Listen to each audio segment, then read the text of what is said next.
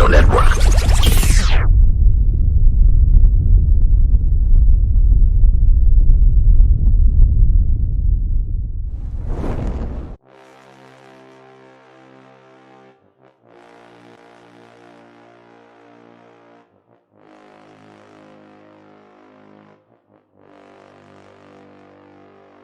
Nick Saban does not play anybody less than his. He doesn't put anybody less on the field than his very best players. Bama does what Bama do. Sorry, I heard a noise. My bad. Somebody just left it on. Left it on my step. That Colorado defense is definitely underrated, but they ended up pulling it out late. They have one of the players to watch for, Isaiah Spiller. Oh, it's better. It's better now. Trust me. Like back in the day, there was at least one murder. So I mean, it's better now. You realize that you're not doing anything to press your cases by getting me to go down there. No, man, come on down there. It was only one murder. Yeah, they're only averaging one murder a year. And shout out to Florida. They're playing them this Saturday. Number 11 ranked Florida playing number 1 Alabama. So I think that's going to be a high scoring game. And wow. Well played, Colin. Well played. I did not see that was coming. you get a double finger point, one for me and one for Sean. You know, you. Here we go. Get your popcorn ready. Well, what's the big thing?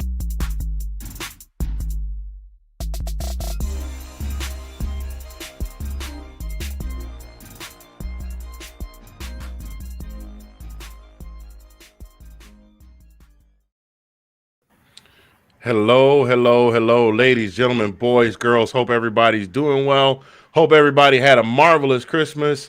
Hope everybody is prepared for the coming of 2022. Well, you better be prepared because if you ain't, it's coming anyway. So we hope you got your stuff together, got your house clean, got your Hoppin' Johns and your pig feet and your hog maws and your chitlins and your collard greens and your cornbread and your beans, greens, potatoes, tomatoes, etc., etc. Welcome to this week's edition of This Week in SEC Football, Season 1, Episode 19. I am Mr. Fingers coming to you from Zagnip Central. That fella right there to my right and your left as you're looking at him on the screen, or actually he would be on your right also. The brother from another, Colin P. And this gentleman down here, we had to bring him in today as a show of support because the brother had a rough day today. He had to be tried by a hostile jury today. But the man came through. He did endure because the race today was definitely not given to the swift, nor the sound for the strong. So. Yea, though I walk through the valley of the shadow of the Dallas Cowboys fans, I will fear no evil. That was a big old shadow. That was a whole lot of evil, bruh. Bruh, they roasted you worse than Jamie Foxx tore up Doug Williams, man. I'm telling you. Oh yeah, Colin and I were messaging each other like, bruh. Colin was like, bro, it's a beatdown. I was like, bro, man, it's worse than that first round. It's worse than Buster Douglas on Mike Tyson right now. Like it was. I broke my back with like they're posted. What happened? What happened out there, Sean? I broke my back. Well, you broke your back. What kind of injury was spinal? I broke my back. That's all he can say. You handle it like a champ, though. You handle it like a champ. I gotta say that. Yeah, it was rough. But yep, we're still here. Hey, look, we're definitely still here. And Sean also showed us the power of the kick button. Boy, click. All right, time to go. You ain't got to go home, but you got to get the hell out of here. Let's go. We knew you needed to see some familiar and friendly faces, so that's why we got you on. I appreciate you guys. I appreciate it. Yeah, man. We just come on over here. Like, you know how you show. Look, this like back in the day when you folks used to let you fight on the street. Then when the fight was over, Big Mom, come on in the house, baby. I'm gonna make you a grilled cheese sandwich and some Kool-Aid. It's gonna be all right. I'm gonna put some later. Hold your elbow up like this. Hold it up. That way it won't sting so bad. We put it right in the window. Did you say methylate? I didn't hear that. I did. Oh my God. that red stuff that burned like the devil's fire. Man, boy, that brought me back. Goodness. Mm-hmm. Bacitracin I thought bacitracin was bad till I got that methylate. Ooh wee. That was worse than a knee scrape. I was like, I'd rather just go scrape my knee again. I don't even want. Now that devil is a lie. I don't even know. Is that fire? Is that? I ain't even smelled that girl. I ain't even tasted real fire before. Anyway, last show for 2021. We want to take this opportunity right now, which gets you again at the end of the show. But we do want to thank those of you that have been tuning in, watching, sharing, telling people to come and check us out. As always, this episode is sponsored by DJG Enterprises and GreekGans.com. They have all of your custom team needs. If you need them, go get them. They got you. They can get you these custom-made, engraved, insulated tumblers. They can also make you those beautiful custom Afghans that you see there. Visit www.greekgans.com today for all your custom sports gear needs. Thank you so much for being one of our very first sponsors and for sponsoring this craziness every single week. Gentlemen, hell of a week. It's been kind of crazy. The transfer portal noise has kind of quieted down a little bit, except for Bo Nix making the big. Look, Bo Nix said, "I'm going to Oregon," and everybody went, "And okay, right." And it's like, wait, tell us something we didn't already know. Like, what you want us to do? We supposed to throw you a party, but Right. there was a little bit of confusion there because Tank Bigsby said he was going in the portal. And then Bo Nix said he was going in the portal, and then Bigsby said, "Oh, he leaving? That mean I might can run the ball some more. I think I'm gonna stay." So, Bo Nix going to Oregon. I'm not exactly sure what to think about that. My 2 cents. You got what's the kid's name? That's the backup quarterback right now that's been backing up Brown. And Sean, I think you and I talked about this. The kid that was backing up the starting quarterback at Oregon. And he's supposedly a 4-star. He's supposedly a real stud. But now you got this guy coming in that's going to potentially take the starting job from him. It could create a domino effect at Oregon. And they already in a little bit of instability because they got the new coach, our defensive coordinator, Dan Lanning, head out that way after the CFP and the championship, national championship's all done. But what do you guys think about that, though? You know what, Sean, I'll let you start first. I think I'm gonna let you start all the discussions first today, just so you can let it all out. It's like that Chris Daughtry song. Let it out, let it out. Thank you for allowing me to talk. I wasn't able to talk on Let's Talk Football today. That's the first episode I've ever seen. 20 minutes solid. You got out like 8 words. That was it. that's very true. Yeah. Anyway, nothing to say. I'm sorry. Nothing to say. I'm sorry. Colin, I just realized we pulling open a wound that's still festering. We're going to leave that alone. Go ahead, brother. I'm numb. It's all good, guys. I'm numb. I'm already numb. Look, I'm gonna tell you, the way you feel about Atlanta is the way I feel about these guys. It's just numb. I'm gonna tell you, like Olivia Benson, this is a safe space. You want to play though? Come here to heal. You can heal here. Anthony Brown's leaving after this year, and he balled out. The other guys behind him are 2 freshmen. So they haven't got as much action in there, but they have gotten some time and some garbage time. So it'd be eager to see if Bo Nix is obviously a little higher in his year, but I don't know. These guys know the system. I wonder if there's going to be a competition or if they just give it to Bo Nix. But it's going to be interesting.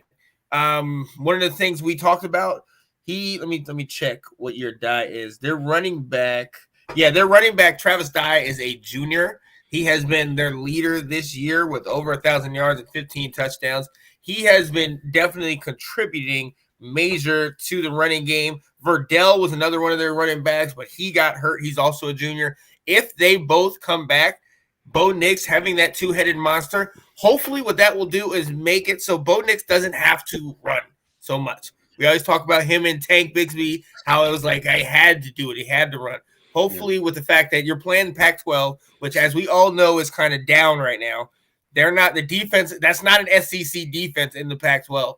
So hopefully, with that, he won't have to run. He can maybe focus more on passing. And who knows? We'll see what happens. Maybe it'll be a situation like Jacob Eason, where he went out there and it was kind of like, nothing. He doesn't really improve, but he wasn't terrible, but he wasn't a superstar. The team around him, I think a lot depends with that offense. If those 2 running backs come back, Verdell and Dye, if they come back, they will take a lot of the pressure off of him. And then I think that's going to be huge, taking pressure off him and letting him just kind of manage the game and letting him be great, but not forcing him to have to be great. You know what I mean? So. Yeah, I don't know. Go ahead, Colin. I'm sorry. No, I was going to agree with Sean. I was like, if I think it all depends on his offensive line. Like if he gets the protection that he needs and doesn't feel the need to run the ball as much as he had, has had to over the past years. And but that's I mean that would be the kicker for me, if the offensive line, to give him protection, and will he be able to sit back and make his reads and and produce good throws and that kind of stuff. So yeah, I agree. Yeah, I don't know what Bo Nix is talking about, him having to run. I mean, when you got a certified stud in Bigsby who should have had 1,000-yard season well before the 12th game of the year, when you got a quarterback that just takes off running just to take off running. I mean, he might have a little Forrest Gump in him, I'm not sure, but he didn't have to run. He just, I think it speaks to his maturity as a quarterback. I don't think he is matured enough as a quarterback. Hopefully Lanning can kind of reel him in, or at least he's got some coordinators there that can reel him in and have him calm down and stop having happy feet in a clean pocket. I get, maybe you get a little nervous when you see your pockets collapsing right off the break from the snap, but I mean, he's got happy feet in a clean pocket. Go to his first read. That guy's not open. And then he's just, he's gone. Well, that's another conversation, Anthony. What you brought up is, I mean, is it going to be a lot of work for him to kind of adjust to that, having the pocket, having that kind of time? I mean, and like not have happy feet, like you just said. You know what I mean? So yeah. And that, what, that actually might be the issue, because how great was his line in Auburn? Maybe he might end up getting an upgrade in Oregon with a lot of these guys that have played together, and he might come into a situation where a lot of these, what's the thing we always say in the NFL? They're a quarterback away. Brown was solid, and Bo Nix kind of has the same characteristics where he can throw, but he does have a quick one read go mentality. That worked in that offense a year ago for Oregon. So it might be a good fit. I mean, the other part of this whole thing is fit, if they fit. And I think the fact that you talked about before how Bigsby was like, I'm transferring. And then he heard Nix was transferring. He's like, oh, word? Oh, you know what? Never mind. I'm good. Because I think the offense, they kind of like the Spencer Rattler. I think they tailored the offense to Nix, and other people suffered as a result. The fact that Tank Bigsby still got 1,000 yards, even when we knew, he was getting carries taken away from him from Nix, I think that says something about him. I'm eager to see what Auburn's running game looks like next year. Me too. Yeah. I mean, that could make all the difference in their season if they can, figure out something with the offensive line, like we talked about, and they can get a quarterback in there, because we've seen TJ Finley. And we know that TJ Finley's not the move. He couldn't cut the mustard at LSU behind Max. Okay. Yeah. And he was gimped up when it came time for the Iron Bowl. Although he did find a little something from somewhere. I don't know if he got a little bit of Michael MJ's special juice. Like he's like, oh man, we playing against the Goon Squad. Oh man, let me drink my juice real quick. But for the most part, he didn't show us much. I mean, the fact that he couldn't win the job at LSU behind Max, and then he couldn't win the job from Bo Nix. So he's not going to be the starting quarterback next year. So it'd be interesting. It'd be very interesting. Or alternative, if they get the offensive line together and he's the best they got, and they get they can get a decent run game going. That might be, he might become serviceable. He might be like, I think that's the question. And do you now put all your eggs in one basket on Tank Bigsby and run him the ball, and then have a situation where you have good defense, run the ball, and then kind of like Georgia's pattern. You have a stout defense. Not saying theirs is, but you build up your defense. You have a good running game. We know what Tank Bigsby can do. He can get over 1,000. And then you make Finley just do what you need to do. Don't make mistakes. Take what the defense gives you, run the rock, and just slowly, methodically just Keep matriculating that ball. Just keep pounding them. Your defense will give you a couple points because of how good, once they start getting better. But I mean, the blueprint you guys had this year, I think is 100% on point. Run the rock, get some play action passes, rely on that stout defense, and play 4 quarters. Yeah, absolutely. Yep. 4 quarters of football, not 2 quarters of football, not 2 quarters of football. That's key. Yeah. It's you got a college degree, not the associates, right? You'll do the 2 years. Hey, ain't nothing wrong with an associates. Just like Gary Owens said, I got my associates. Yeah, I got my associates. I'm working on my associates. I got my associates. I don't have either, so I can't say. I'm with you. I'm right there. Well, I'm right there. I can't say nothing. I just got my bachelor's last year, so. Shout out to you. That's what's up. That's what's up. Yeah, ain't no small feat, bro. Not at all. Yeah, especially in the middle of COVID and working from home and trying to adjust to that. And I decided I wanted to join the Army and be all I could be. And then I found out that there's certain activities that create children, and I had 4 of them. And then by the time I that was as diplomatically as I could put that, ladies and gentlemen. By the time I got out of the military, I had 4 kids and I had to get a job, and college was. I tried a couple times, and I finally just said, I'm gonna go ahead and pull this trigger. Oh, word! My job will pay for it. Word! Let's do this. Let's definitely do it. Yeah. Still working. Took a couple of semesters off from the masters, but I'll be back at that next year. There you go. Hit it up, man. But anyway, going to the Oregon whatever Lanning. I mean, like he's coaching the bowl game for us, but I mean, didn't I see where he hired was the defensive coordinator from Alabama? He got somebody from Alabama. I'm not sure what coach it was. Oh, really? Okay. I think it was. But I mean, my question is, I mean, like, how much do you think he's going to be involved in this bowl game since he's head coach for? Very. I think so too. I mean, it was a very. Question. I think he commit. Listen, commit to the G. That's a big thing. That's a big thing at Georgia. Commit to the G, and he's committed to the G. And even though he has an obligation he has to fulfill someplace else after he leaves, he wants to make sure, especially after that SEC game, that these boys go out on a high note.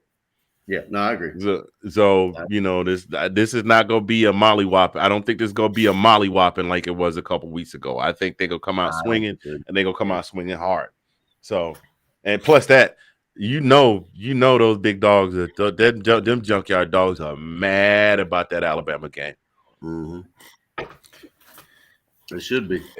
I mean, I would not be surprised if Georgia, Michigan kind of turned out like Tampa Bay, Carolina turned out yesterday. Ooh, Brady. No. It ain't gonna be like that. I actually fear that you guys are so hungry for Bama. I actually kind of fear, is there any possibility that you overlook a Michigan? Even with but that confirms it with that comment. If you think it's going to be 32-6, like with the GOAT over Carolina, that almost makes me feel like it's like, okay, we're already looking towards Alabama. No. What I'm on y'all's hear me. Hold on a second. What I'm saying is this Friday will be a redemption for the defense from the performance that they put up in the last game. Yeah, because what I'm saying is they're going to come into this game going, what we did in the last game is not who we are. We coming back in this game and show people who we've been all season. Yeah. So what happened in that? That's what I'm saying. What happened? Did they just not show up that day, or was it you watched the systematically beat? You asking me like wait. You asking me like I was on the sidelines holding Kirby belt loops. I don't know. I was watching the same game he was going. But that's what I'm saying. That's what I'm saying. If that, so see, that's where we have to. That's where I'm trying to come from.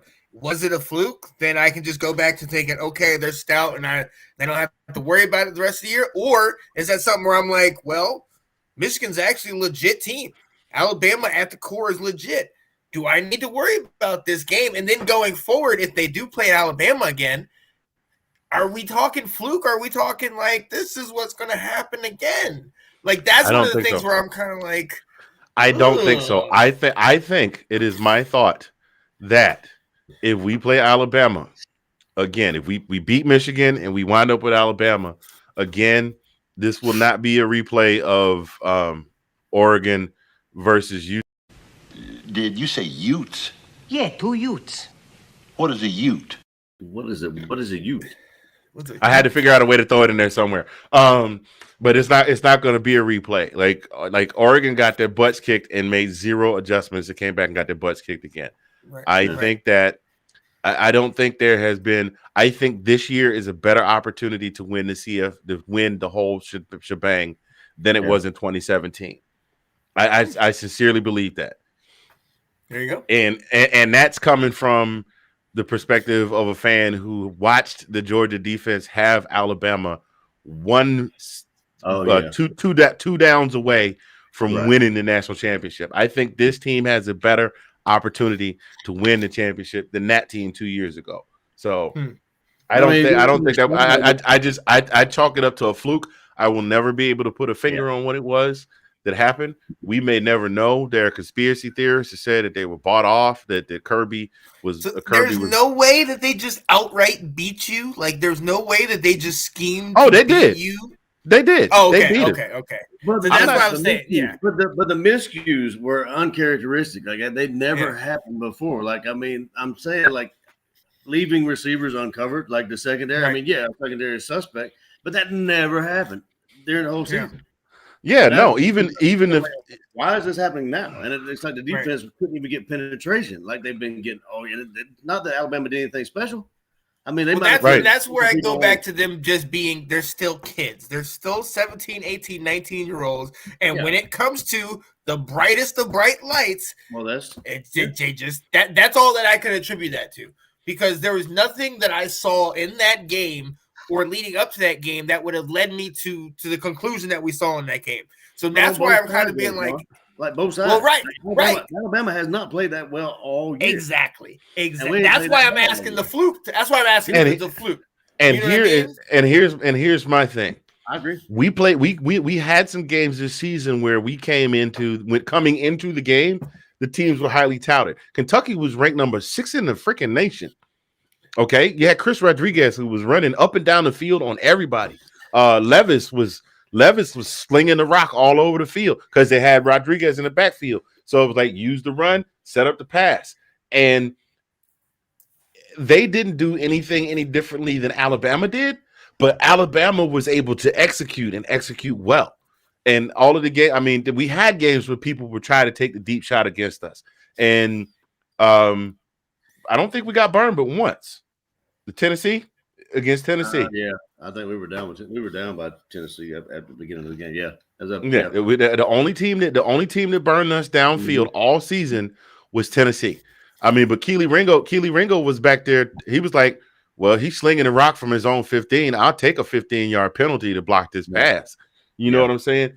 Like, but he wasn't getting outright beat. And even then, he wasn't outright beat. It's just that he didn't have a play on the ball.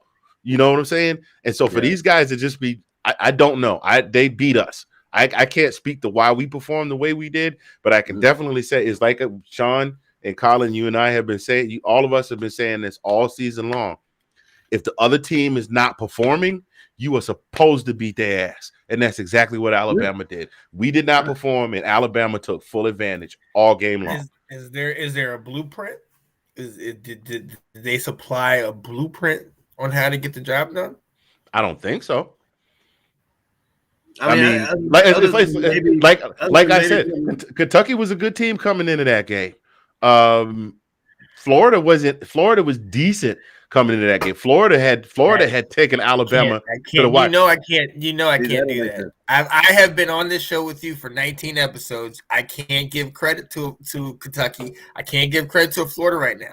I'm not going to go as far as saying you haven't had your schedule. What I'm saying is those teams, the schedule, Kentucky was 5-0 and they played Southeast Louisiana. And my thing is this. My only thing is this. Is there weaknesses? You know what I mean? I know how Ringo, I know how those guys are studs. I know how they're top tier. My thing is something Alabama did worked.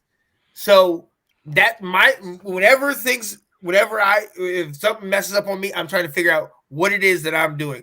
What is it? Is it the secondary? Is it the D line? Did the D line get exposed? So, Sean, the only thing I can think of with respect to a blueprint is maybe they put a couple more people on 99. Big Baby. Yeah, Big Baby. Maybe they put maybe they put a couple more people on him than he's had. Triple team him. Triple team sometimes. Yeah.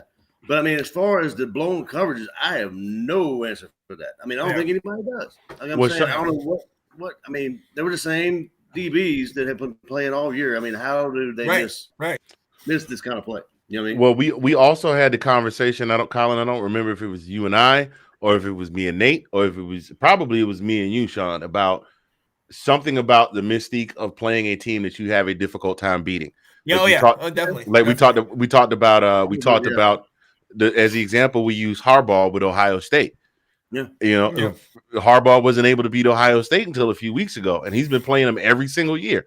We don't play Alabama every single year, but it seems like every time we play Alabama, we could beat the hell out of everybody else all year and then play Alabama. And it's like, I don't know how to football. Will you teach me how to football? And even we could beat the hell out of them in the first half. Like we could beat the hell out of them in the first half. We find a way and they keep chipping away. And then they change what it is out. it? Hit the button, hit the button, well, we've already established that in college football, there is no coach greater than second half adjustments than Nick Saban. Period. Point blank. Yeah. I don't care who you are. Urban Meyer. We see how that was. Of college. Urban Meyer.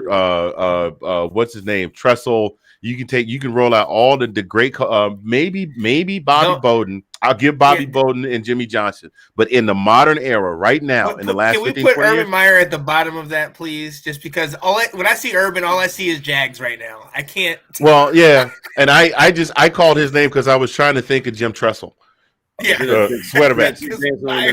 I had Ohio State stuck in my head, and I had sweater vest, and Urban Meyer was the first thing popped up. And glasses, right? Right.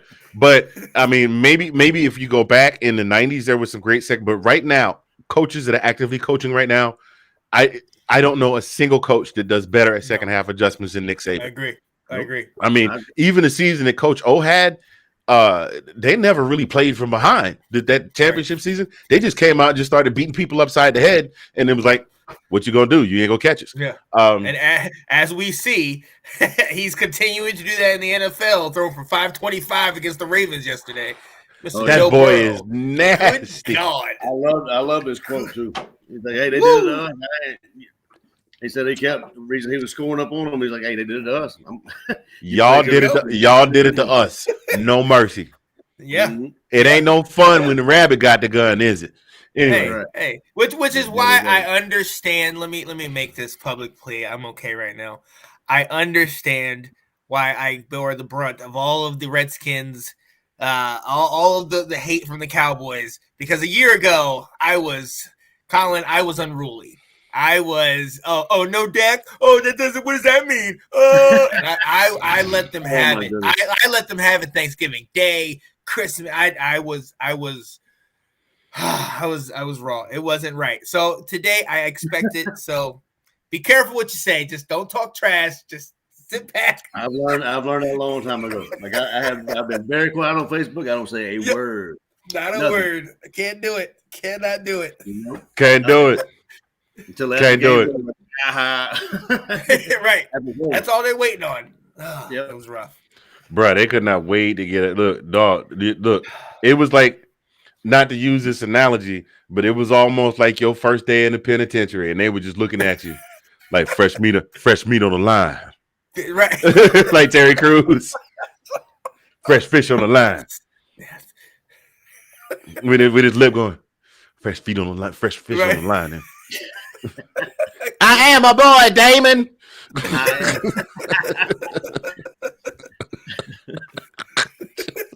Jesus, man. What the hell? Yeah. So since we're here and we're talking Georgia, we will go ahead and just jump into Georgia, Michigan in the Orange Bowl. They're facing a team that probably has the strongest rushing threat they have faced all season. And that's realistic. That's looking back at the schedule. Chris Rodriguez was probably the biggest threat, and that was neutralized. This is probably the biggest rushing threat they faced all season. Behind Brian Robinson, and the only reason Brian Robinson has an asterisk is because he pulled his hamstring halfway through the SEC championship game. But I mean, Hassan is nasty. I can't even remember the boy's last name. And Hassan Haskins and B. Corum. Hassan Haskins has 1,200 yards. B. Corum has 939. Yeah, that's a two-headed monster in that back. So you basically we are playing against the Michigan version of Michelle and Chubb in the backfield right now. Right. Yep. And we're gonna have to figure out a way to shut that down, because if we don't, I mean that's gonna be problematic. Yeah. I mean, that rush defense has got to come back to where it was. It's got to. I mean, we got to have bodies flying around the field. We got to have Nakobe Dean, Big Baby, going in there and just opening up a hole, and Nakobe Dean flying in there and knocking somebody's block off. Yeah, we got to get back to that.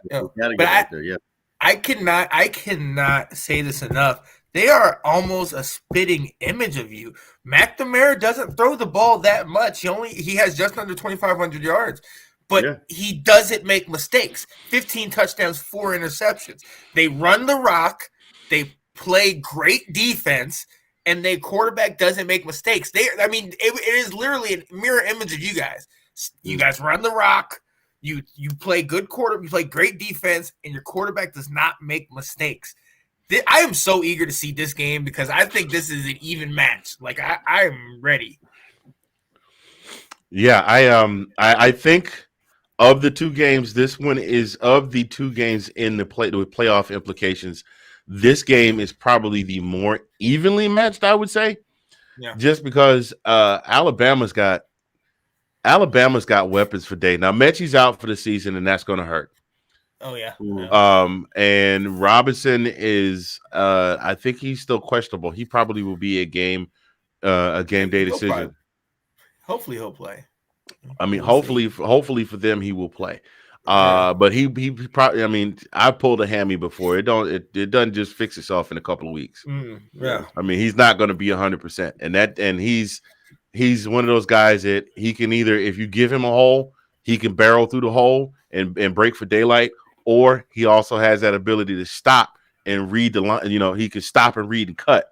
And him with that bum hamstring is going to leave him a little bit timid. Yeah, he's gonna be a little timid, and he's gonna really. I could see him on the bike, like go out for a couple of plays and then be on the bike just trying to keep his hammy stretched out. Now Cincinnati, as far as Cincinnati and Alabama, where are we at there, fellas?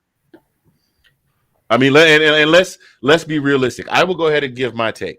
I think if there's any team capable of upsetting Alabama outside of Texas A&M, that is Cincinnati, because Cincinnati has for 2 years now running been like, keep underestimating us if you want to. Keep underestimating us if you want to. We're going to show you. They almost got us in the Peach Bowl last year. I mean, they took us down to the wire. Yo, and actually, I sent you the footage of that game. Look, the way to beat Alabama is to play exactly like you played to start against you guys. They had you guys down 21-10 in that game before they couldn't hold out. They couldn't play 4 quarters of ball. Y'all obviously came back. The depth came into play. Your defense came into play, and you came back and won the game. They're going to have to do what you said, Anthony, all year long. Punch them in the mouth and keep beating them down and get to a point where you're up 21-28. You're going to have to get up multiple touchdowns, because Alabama's going to make a run. We already know it. Alabama's going to start hitting it. Auburn tried to keep them, quiet all game, and eventually Alabama gets it done. I will say that hopefully Cincinnati now keys on Jameson Williams, but keying on Jameson Williams, as we've seen, he's the next in line of the Alabama super receiver, the next Julio, Calvin Ridley. He's the next one of those guys, Jerry Jeudy. So you're going to have to put a couple guys on him. I will say Kobe Bryant, RIP to the real Kobe Bryant, but this guy is Kobe Bryant for Cincinnati, won the Jim Thorpe Award to the best defensive back in the land. So he is definitely probably going to have him all day long. And I mean, at the end of the day, it's going to be my horses versus yours. I mean, scheme is going to come into play and momentum is going to play a factor. But just like we talked about the Georgia game, sometimes when it's one thing to try to scheme and get up, but when you get into the arena and you're going up against that mighty Goliath, teams are shell shocked, and we've seen it all year. Yeah. You know? What's the saying is popped up the last couple of years? You got to keep the main thing the main thing. What works, what your bread and butter is, what works, you got to figure out a way to work that. Yeah, I mean, piggyback on Sean is like, I mean, I've been harping on this for Georgia. I mean, the key to beating Alabama really doesn't seem, in my mind, is not that hard. Like, I mean, and the thing I think we have trouble with, other teams have trouble with, is deviating from the things that work. Like, I mean, like Sean, you said, keep the foot on the neck and keep it there. Don't deviate. You have things that are working. Don't try something different. Don't try a trick play. Just keep doing the same thing. I mean, if it ain't broke, don't fix it type of thing. Just keep doing it. But then again, and maybe you'll get up, enough points where they don't have a chance to come back and, to come back and try to, what we've had in the past to beat us, getting close and then, end up winning the game. But I mean, that's the main thing to me. And getting to the backfield, making the quarterback make bad decisions, and then keep doing that, rushing. That's how A&M beat them. I mean, how did Washington beat Tom Brady this year in the Tampa Bay Buccaneers? You keep him off the field. We doubled them up on time of possession. Keep him on the bench. That's the only. They're going to have to keep Bryce Young, the Heisman Trophy winner, on the bench. This man is a monster. We already know what it is. You guys keep him on the bench. That's the only way. Hey, look at that! Shout out to our homeboy Agent 23, Mario Foster. Wait a minute. Let me see. How do I do this, Sean, so I can get your face in the picture here? Go to it's 3. Oh yeah, that one. 3 side by side right there. There we go. I think that's the best one you get. Says University UGA should not have lost the SEC championship. It was suspect the way the game went. Yeah. All of a sudden, the UGA played the way Alabama played all year long. Yeah, basically he's saying they swap roles, and I got no answer for that, Chief. I don't. Shout out to the homie. Shout out to the big homie. Where is it? Boom, boom, boom. Okay, I'm trying to put it back like it was. Yeah, there it is. Shout out to the homie Mario Foster, another brother from another. Athens native, a professional softball player, bar none, was just recently inducted into the Fairfax Softball Hall of Fame. Tours the country doing things for our wounded softball tournaments for our wounded warriors. There's actually one softball tournament he does where he gets to rub elbows with Mr. All right himself. Nice, that guy. Nice. Yeah, so appreciate you, my brother. Love you to death. Thank you for dropping in and giving your 2 cents on the show. Feel free to drop some more comments. We got plenty. He and I have that whole superhero connection. My dude, my guy is Batman. His dude is Superman. So I call him Clark. He calls me Bruce. That's our thing. There you go. Mm-hmm. That's my guy. Big Dad. And Colin calls him Big Dog because he's one of the few people in my circle of friends I got to look up to when I talk to him because I'm one of the taller guys in the group. Yeah. Anyway, I made him. I'm gonna tell you if you've never seen somebody crush a softball. Oh my gosh! Yeah. We used to go out to the complex down off of 28 and watch him play softball. I mean, like he was crushing balls. I'm almost all the way out to the street. Ooh, like past the parking lot. Good gracious. Past the parking lot. Let's see. He says also Stetson Bennett is not the problem. He didn't play defense and the defense failed. Now he did have a couple of picks. Nice. He did have a couple of picks, but you can't put all of that. You can't put all of that on him because the defense's job, like we said before, after the game, defense's job is okay. They got the ball back. We need to stop them from getting in the end zone, and they were not able to do that. Yeah. So that brings up a point, though. Did that affect our defense, them being on the field as much as they were? You know what I mean? Because I don't know. Had they been on the field that much? In other games? No. No. But generally they get out there, they force a 3 and out and a 3 and out and or turnover on on downs or a fumble, a fumble or interception. Well, and that's give it back to the offense, and then the offense would come on, and the offense would come on and grind it out. Right. That's the other side. They were put Georgia was put into a position all around and they hadn't been in. You remember the stat they said in the fourth quarter about Stetson Bennett throwing the most passes that he's thrown in the fourth quarter in any game because they hadn't been in that position. You know what I mean? And there's something to be said to be in those type of positions where then you have experience in that. And they didn't have that. Right. Yeah, and he makes an absolute point again. Alabama pressured him like we should have pressured Bryce Young, and we didn't put that pressure on him. Yeah. And Bryce Young is that quarterback that you do not. I mean, just about every quarterback we've seen that has played for Nick Saban, you do not give them time to get rid of the ball because we've seen what happened with Tua, with Hurts, with Bryce Young. It happens. Yeah, absolutely. So that's definitely where that is. So where do you see? But I never did get a prediction from you guys on that game. So who you got? Alabama, Cincinnati. I'll go first. I would say, Alabama's, like you said, Sean, if any team's going to beat them, I think, Cincinnati's got a good shot. But if they do beat them, it's going to be like a last play thing, field goal probably. But it all depends on, all boils down to if they can keep the game manageable and keep close to them and not let them get out of reach. I am going to say Alabama's going to win it, though. I mean, I don't know what the score will be, but I don't know if it's going to be a blowout or what have you, but I think they're going to win. But I was going to say the what was the over under? I mean the line on this game. I just saw it. It was 13.5 Alabama, and the over under they're expecting this to be a shootout. 58 over under. Oh, wow, that's pretty high. Wow. I think I foresee this one being more of a squeaker than everybody gives it credit for. Because, like I said, Desmond Ritter and those boys are on a mission, and I don't think they're going to go down. I don't think they're just going to come in and get knocked down and be punched out. I think they're going to if they do go down, they're going to go down swinging. So I foresee a light show, a serious light show in that game. What you got, Sean? I say 27-21 Cincy. I think they make this their Super Bowl and they play their butts off.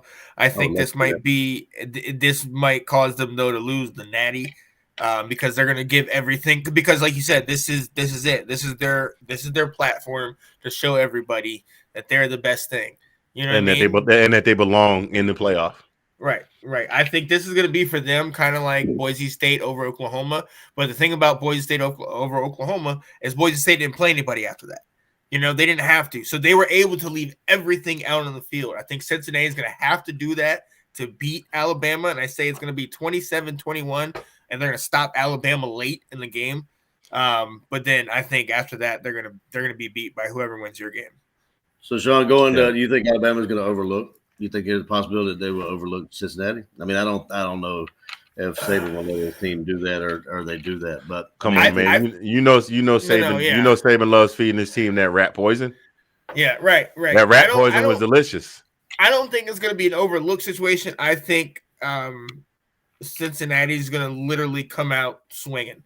And they're just going to come out because that's the only way they were able to hang tight with y'all last year. They had to get up to that 21-point, 21-10 lead so that they could, I'm in this. And then all of a sudden you guys woke up and started playing and got the job done. I think it's going to take them like really coming out, like really popping them in the mouth to have a shot. But no, I mean, and then Alabama, let's be honest with you. They did pull out a little miracle. Because nothing in the world showed us what all the analyzing we've done all year, nothing showed us what we saw that day. And we still today, that's why I'm asking you. I wasn't trying to be mean. I'm sitting here like, look, we studied this. I watched football 4 or 5 times. I watched so many games a day. There's nothing preparing me for that. I could not have picked that. Hey, we're looking for answers too, man. You know what I mean? We're looking at answers too. So that's why I'm saying, that's why I'm just like, you know what, Alabama, they might have, maybe they just gave it all. Maybe that was their Super Bowl. That was like, we have to beat Georgia to make, let us feel like we're this and that. And I think we can shock them. I think Cincinnati can shock them. Yeah, you hey, look, again, the next time I see you, I'm gonna have to owe you a drink because I rode you hard when you picked Cincinnati to make the playoffs early in the season. He said Cincinnati. I said who? Yeah. If we ever get a chance to hang out after all this is said and done, whether you're here or I'm there, your first one's on me. Yeah. Now the rest of them, that's all on you. Just don't spend too much because we don't want you to have to sleep on the couch. You have to sell it already on the couch. Look.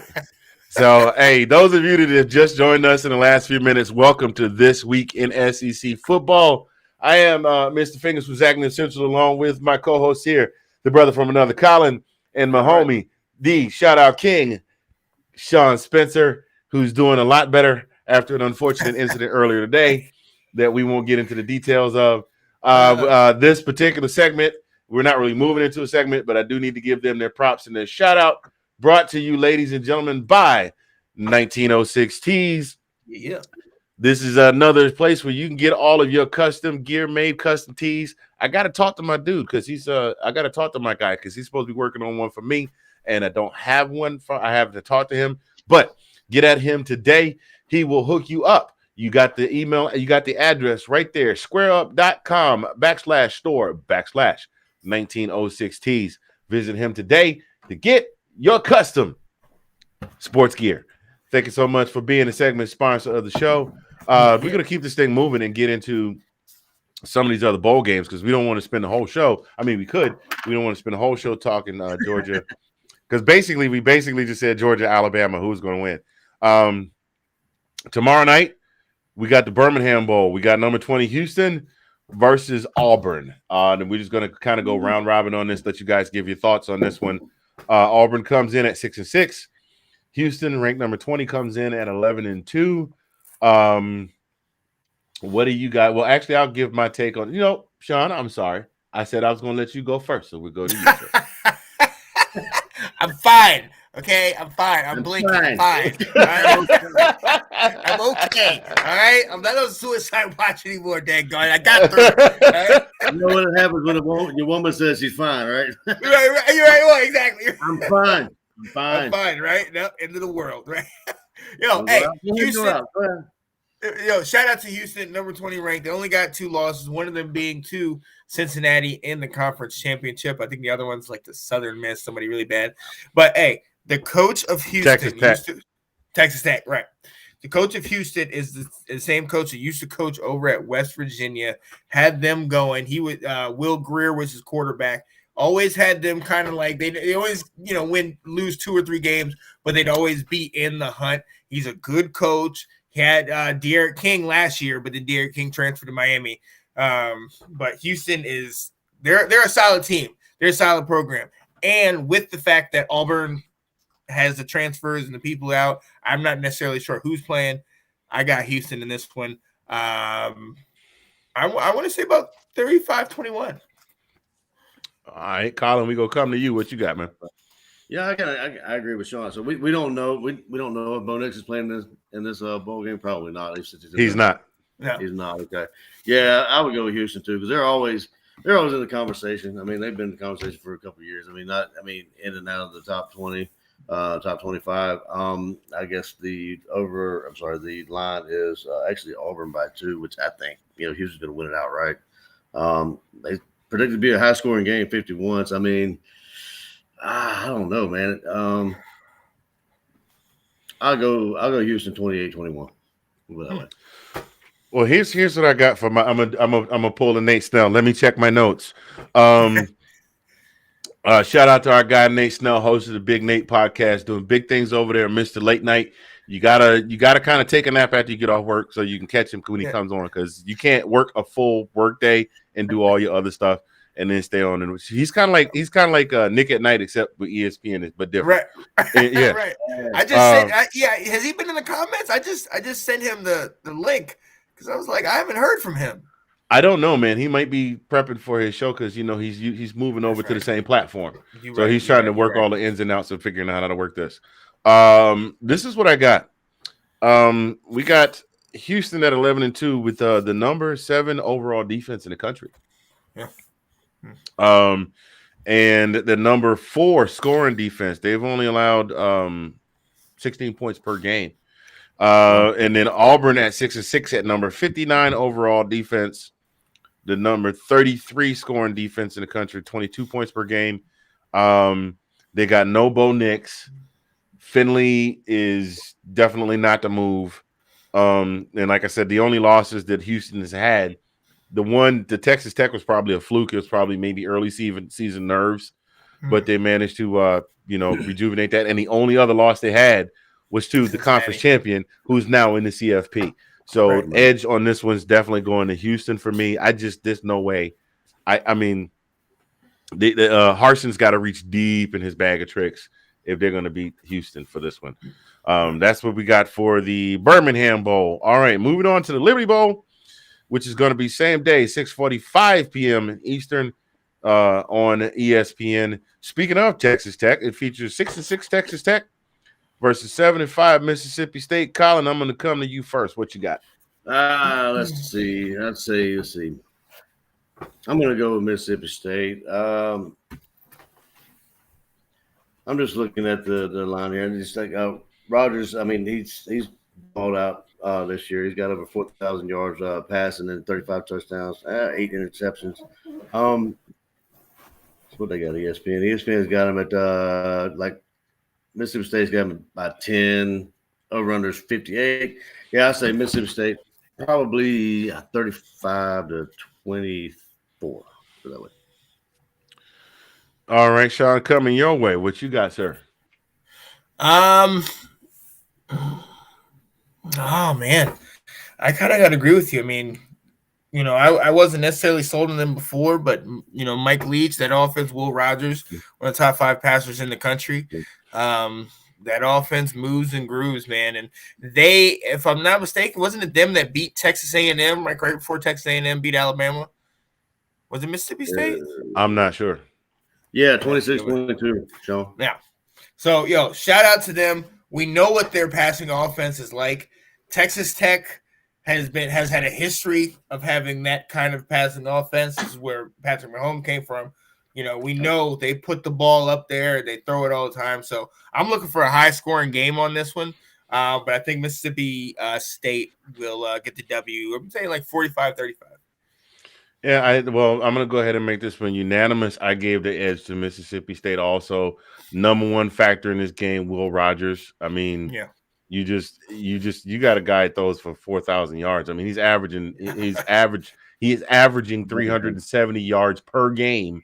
Yeah. And with a 7-5 season, he's averaging 370 yards per game. That means that he could definitely put the ball in the air. And Texas Tech has had Texas Tech middle of the road in a iffy Big 12 conference whose 2 dominant teams all season were essentially Oklahoma State and Baylor. Yeah. And I mean, I don't not to throw the Sooners under the bus, but the Sooners were just Texas scored 70 on them, so that lets you know where they're at. Yeah, and we know how Texas's season went. Right. So you know what? That leads me to my next question before we even get into the bowl game. We're back.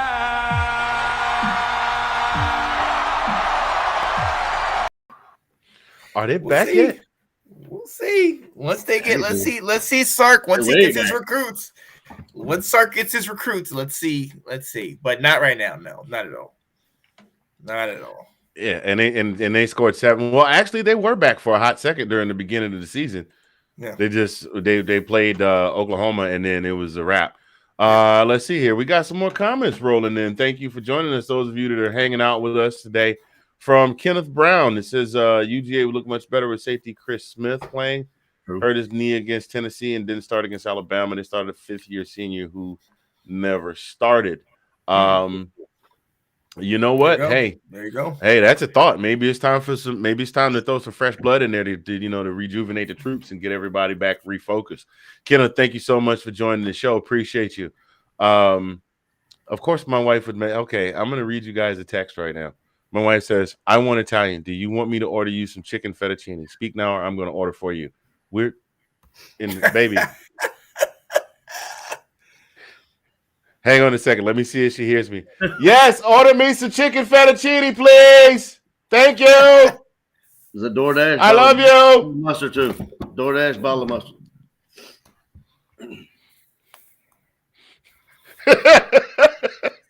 With the stop it. Wait. Not the DoorDash bottle of mustard. Oh my God. Oh, I still had to text her. She was like, yes or no. She didn't hear me. She must have her earbuds in. Anyway, moving on to the next game. Moving on to the next game. Wednesday night, 9:15 ESPN. We got the Alamo Bowl. Number 14, Oregon, against the aforementioned number 16, OU Sooners. I'm going to go first on this one. I got to be honest with you.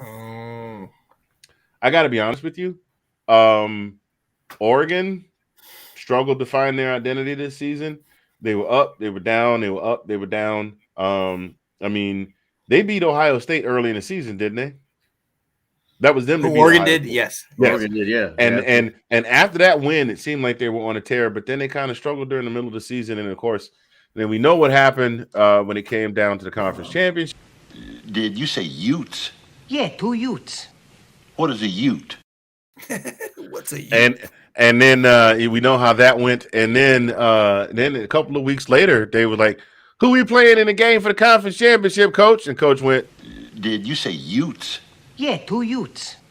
What is a Ute? Yeah, so they got Uted twice.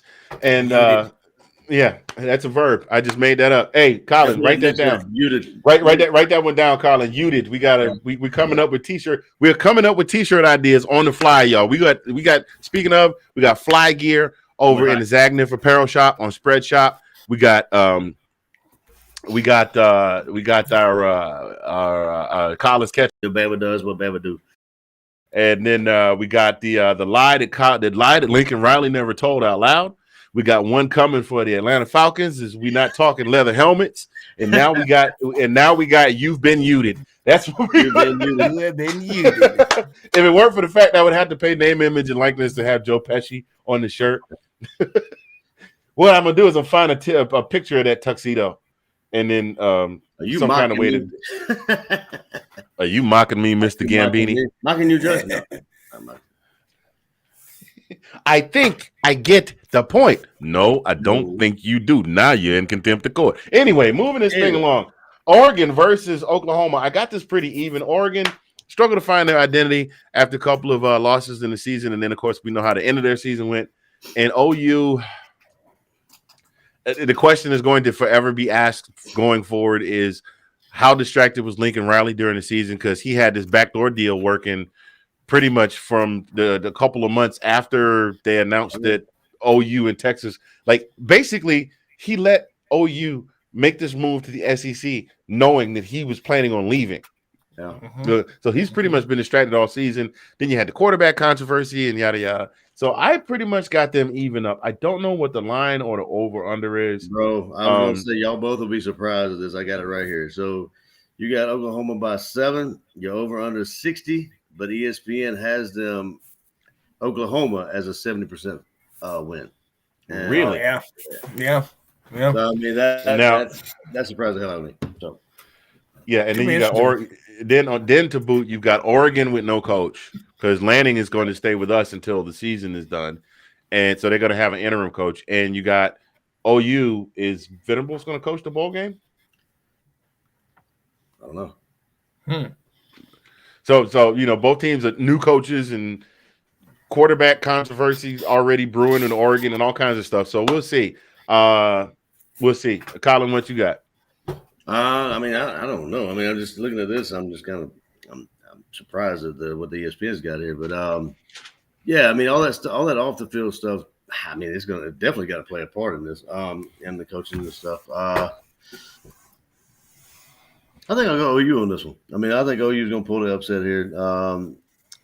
I think. What do I say? 20. No, it's gonna be a high scoring affair. I say 35-24. 35-24. Oklahoma. All right, and Mr. Sean, your input on this one, sir. Yeah, I'm gonna double down on Oregon. I know I picked them against Utah and they got smacked, and I picked them again and they got smacked. But I'm hoping maybe maybe Brown is saying, "Hey, look, this is my last game. Let me go out. My coach left, and last time I'm playing with these guys, maybe Anthony Brown will come out there and do something." They are literally identical in the stats from their stars. Both running backs over 1,100 yards. Both wide receivers are stars, or 30 or 30 plus catches, about 500-600 yards and 4 TDs. Like, they're the same team when it comes down to it, and they've had the same probably amount of turmoil. So I don't know who you. I think I'm gonna go OU. I'm gonna go Oregon, but it's gonna be 28-27. It's gonna be something crazy close. Squeaker.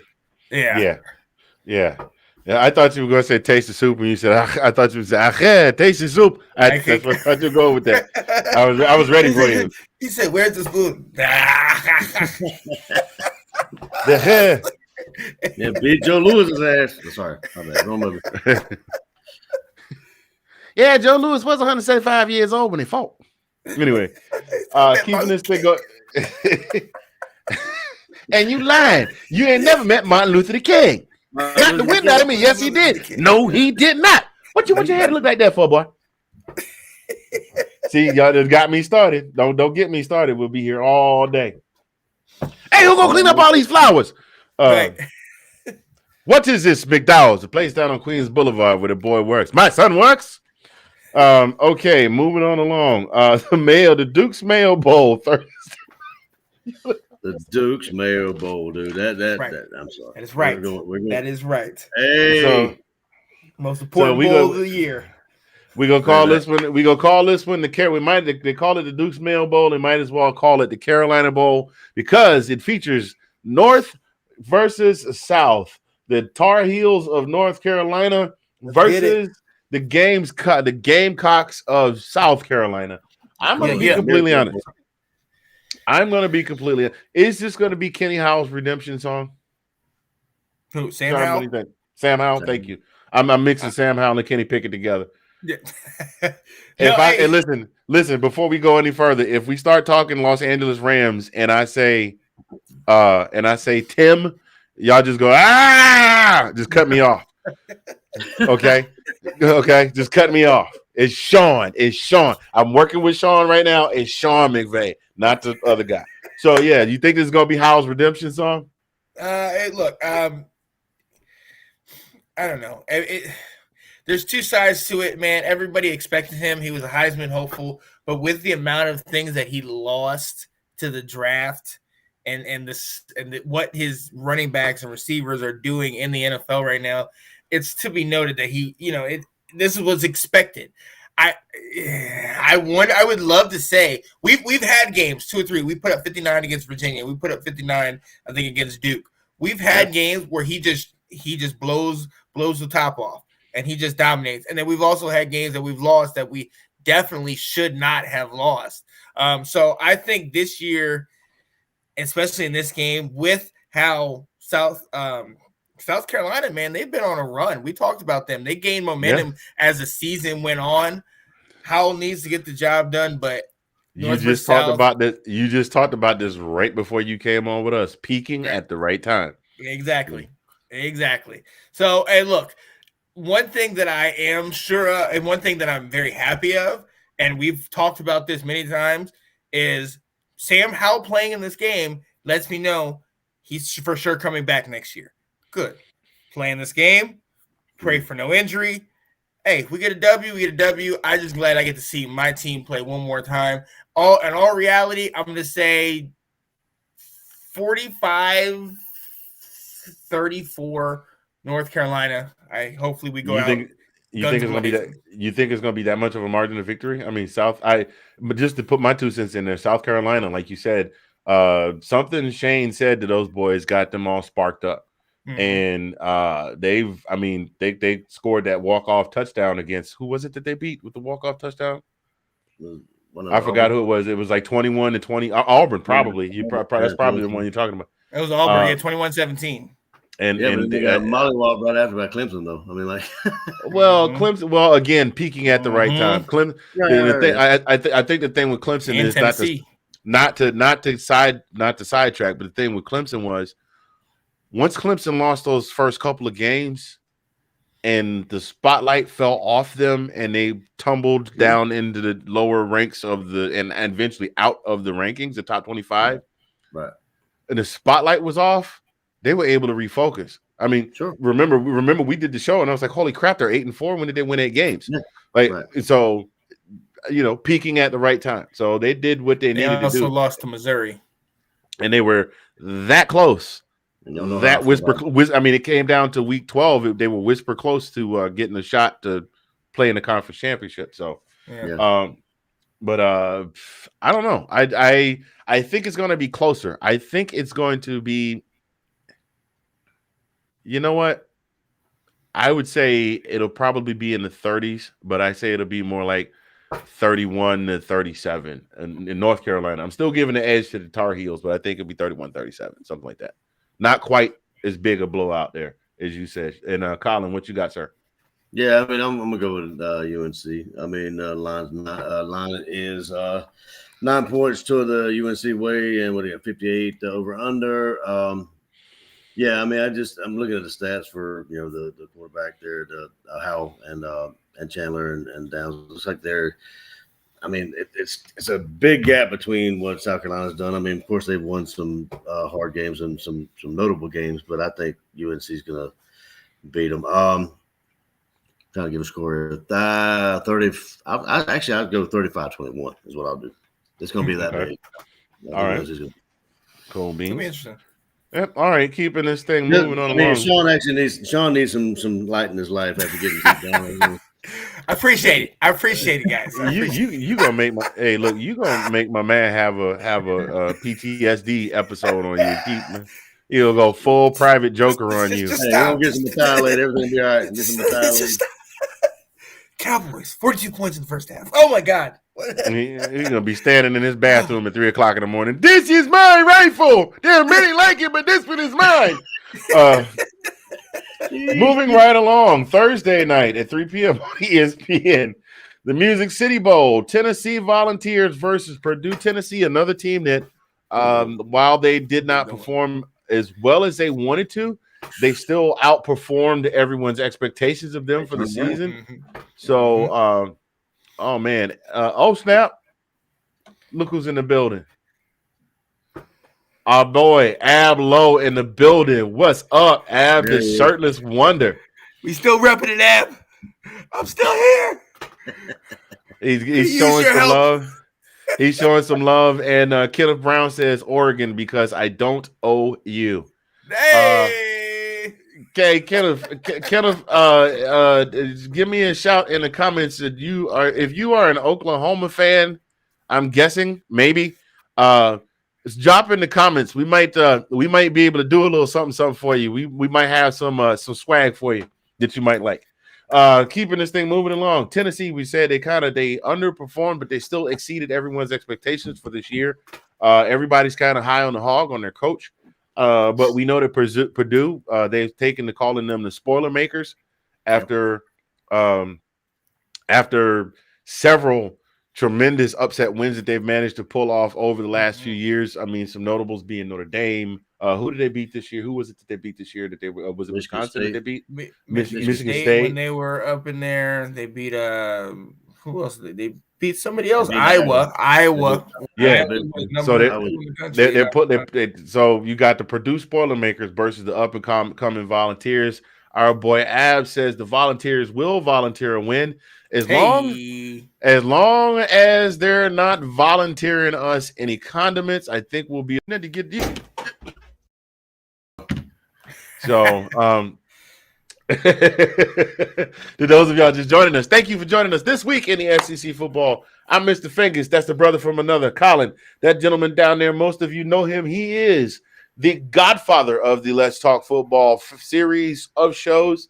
He's got like 800 of them. He's got like 1,800. He's got the Let's Talk Football. They had the special edition show today, which was Let's Beat Up Sean, but the regular show will be back next week. Let's Talk Football. Let's Talk Fantasy Football. Washington Football Weekly. The Round Table. The Sunday preview show. He's got some cooking show. He's got a cooking deal going on. This reminds me when they announcing Tiger Woods at the Masters. They got the winner of this, the winner of that. Right. Oh, you're okay. We're done. All right. Right. Yeah. So, Colin, I'm gonna go to you first. Who you got? Purdue or Tennessee? Oh man, I mean, I love what Purdue did. I mean, they big wins. I mean, and Tennessee has kind of worked their way back to being, a pretty good team. I mean, they did. It worked it back. I think Tennessee's gonna pull it out. I mean, I think it's gonna be a closer game than people think. What am I looking at here? So, I would say Tennessee pull out probably. Actually, what 14 points, 28-14. So I'll do it. All right, what you got, Mr. Spencer? I think this game is going to hinge on Tennessee's pass defense. Purdue in those games against Iowa and Michigan State, they were able to put up big numbers on their pass defense. And Dave Bell is a receiver that 93 receptions, 1,200 yards receiving. He's been balling out. So I think they can do it. But I got to agree with you guys. Hendon Hooker, I've been shouting him out on this show all year long. I think if they are able to go with that no huddle up tempo offense, I do believe that Tennessee is going to come away with this. I don't think, and Purdue, like we've said, they're the Purdue spoiler makers. They've been all the studs. They put up 31 on Ohio State. You know what I mean? Mm-hmm. So all those teams, the top tier teams, they've been ready to knock them off. But Tennessee, I don't know that they're going to get up for this one. And Tennessee, I think Tennessee is a lot better. I mean, I've been on their bandwagon all year this year. I think they're a lot better and maybe a little ahead of the rebuild that than maybe they might be. I don't know. I like Tennessee, so I'm going Tennessee 27-24. Tennessee. My family tree, my family name, but I am still thirsty. Okay, that's it. That was your DJ Fingers moment here on WJLA. Moving right back after a word from our sponsors too this week in SEC football. Hey gang, we're back. It's Mr. Fingers this week in SEC football. Moving on. Oh, wait a minute. What did I give a prediction? I did not. I'm gonna go with Purdue. And I'm going to give it to Purdue. I don't think it's going to be a very high-scoring affair. I think Purdue is going to squeak one out 24-19. That's what I'm going with. I can dig it. Let's see. Next game, the Outback Bowl. On New Year's Day, number 21 Arkansas versus Penn State. We got the number 7 defense in the scoring defense in the country, averaging 16.75 points allowed per game in Penn State, versus Arkansas, who will be led by KJ Jefferson, who is one of the premier quarterbacks in the SEC. He's a scrappy guy. I mean, he's not gaudy. He doesn't put up gaudy numbers, but he's a scrappy guy. He's a fighter. Remember the game where he had hurt his leg and he was on the sideline, like itching to go back in. So I think to me, I'm going to give the edge to Arkansas in this one. And I am going to go with we know Arkansas is a high flying pass/run offense. I'm going to say this was going to be like 41-36. And shout out to our guy Nathan Snell. Like I said, the king of late night. I can't even say it. The king of late night. Yeah, we gonna put it. I'm gonna put it. As a matter of fact, Nate, just for you. Wait a minute, hold on. Let me get my Nate on real quick. I need my pen. Checking my notes. It says Penn State here is the number 7 starting scoring defense in the nation. They only allow 16.75 points per game. I'm gonna say Arkansas 41-38. Guarantee. There we go. That's my Nate Snell right there. I got impersonations for all of y'all. Keep working on it. So what the point is, Sean, is Mr. Handy, I need to stop you for a minute. Sean, what we're talking about here, boys and girls. I mean, that's the cameo from Mr. I Want to Smoke himself, Nick Nazario. We will come to you, Sean, since I'm picking at you so bad. What you got, man? I got Penn State 21-17. I think Penn State is this year has been a whole bunch of, just dropped dreams and just failures and missed opportunities. You said it like they had them all in a bag and they were in a backpack, like Bruce Banner at the end of the Incredible Hulk, and do, and he was walking down the street and they just got a rip in the bag and they just fell out. And they just start falling out. I mean, look, if you go back and you look at their season, it has just been one just upset and just misery after another. We talk about the game where they beat Auburn 28-20 early in the year. You get excited about that. They beat Wisconsin 16-10 early. But later in the year, we know about that, 7 overtime game against Illinois that they lost. They were ranked 7th at the time. When they lose to them, they held Penn State. It was 9 overtime. It was 9 overtime. Or 9, right, exactly. They hold Penn State to 33 and only lose to them by 9, 33-24. Michigan, they had that game until late in the game. Michigan gets that passing touchdown and beats them 21-17. Penn State has been in the mix all year long. Sean Clifford, their quarterback, is a senior. This is last year. This is last hurrah. I think they're just going to put up this is it. This is our shot. One chance, Fancy, don't let me down. This is all they got right there. But it's going to be close because both these teams, again, all these fallen hopes and dreams, man. They they came in thinking that this was their year, but and then Michigan winds up winning the Big Ten. Cue Nate with the sound effects. Congratulations! Oh my God. To answer your question, Nate, we did not talk about Maryland in the Pinstripe Bowl. We basically just kind of we're staying on the SEC train here. But since you brought that up, they are in the Pinstripe Bowl, and that is when? That's earlier in the week. That's the 29th. That's Wednesday night, and they play Virginia Tech. Oh, they play Virginia Tech. Both 6 and 6. They're both 6 and 6. I'm giving the edge to Maryland. I'm giving the edge to Maryland. Just love for the Terps, outright. No specific reason. Haven't really followed either of them. I don't have anything to base this on, but I'm gonna give it to. I'm giving the edge to Maryland. I'm putting another one on this one. Virginia Tech will not score a single point until midway through the second quarter. Oh, wow. I like with that. With the pin drop. Yeah.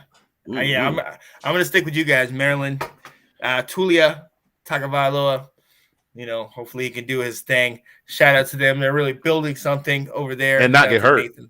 Yeah, well, got to stay on the field. That's what we've seen. As long as those Tagovailoa brothers can stay on the field, they are legit, but he's got to stay on the field. But, yeah, I think they got the W in this one. I'm going to go Maryland solely on their uniforms. That's all. There you go. Got nothing to base it on, just a uniform. Just the uniform. Chocolate. Chocolate. I like chocolate. I'm going with the chocolate. Oh, man. So where are we? We talked about the Outback Bowl. We are now at the Citrus Bowl. We got number 15 Iowa against number 22 Kentucky. Iowa has the number 14 scoring defense in the country. Iowa is another case of missed hopes and dreams this season because they were balling. They were balling.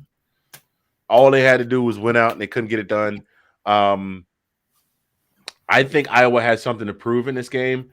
You know what I realized? I'm picking against the SEC in a lot of these games. Kentucky is still. I think Kentucky can still get some things done, but I think Iowa comes in with the Pringles right there. So Kentucky might suffer a little bit of the wrath of that as a result. So I'm giving this one to Iowa double digits. 12-point win. Iowa 32. Kentucky 20. And Nate, I'll come back to your question as soon as we go around the horn here. Sean, we'll get what you got. Again, this is another one where both these teams are heavy run teams. We know about Rodriguez over at Kentucky. He has over 1,200 yards and 8 touchdowns. And then Goodson at Iowa has 1,100 yards and 6 touchdowns. So these are two very run-heavy teams. We can try to take pressure off the quarterbacks. Levis, you talked about him, Anthony, how he's been moving the ball up and down the field. I really badly want to pick Kentucky on this. I'm going to tell you. And the reason being is because, like we said, we saw what happened with Iowa. We saw the Purdue that, upset them. We saw how they were number 2, and the only thing that stopped them from being number 2 and in the Final Four is themselves. They didn't show up on multiple occasions. So I cannot really, with a straight face, I cannot really say that I'm going to root for them. I say that I believe in them. I've seen Kentucky play this year. Kentucky's having a good year. I think they want to end it with a 10-win season for, I don't know, one of the first times in a while, or, when's the last time they had it. But I think Kentucky rises up and does this, and it's just another disappointment for Iowa. I think Mark Stoops is doing great things with that program there, and they just signed him. They just re-signed him also. His name was being thrown about LSU and Oklahoma and things like that too. And our boy Wesley was ready to fight anybody in the comment section on Facebook. He's like, Mark Stoops is not for sale. I'll meet you on the 50-yard line and fight each and every one of you. that boy loves his Kentucky. Wesley Gaines. Appreciate you, man. Look, you keep us entertained every single football. Dog, we had to wonder, like, he disappears after football season is over, and then he doesn't pop back up. We'd be like, dog, did something happen? Like this year, we were like, did COVID get him? And then he pops back up. He said off season. There's no off season. We're not just a marketing campaign for a major. Oh, and if we were, what would it be for? Dr. Pepper? Yeah, we're not like the ice cold Dr. Pepper guy. It was at that time that they did not realize how wrong they were. Anyway, Wesley Gaines, man, he might be a Dr. Pepper guy. He might come out during the season. Yes, sir. He might pop up.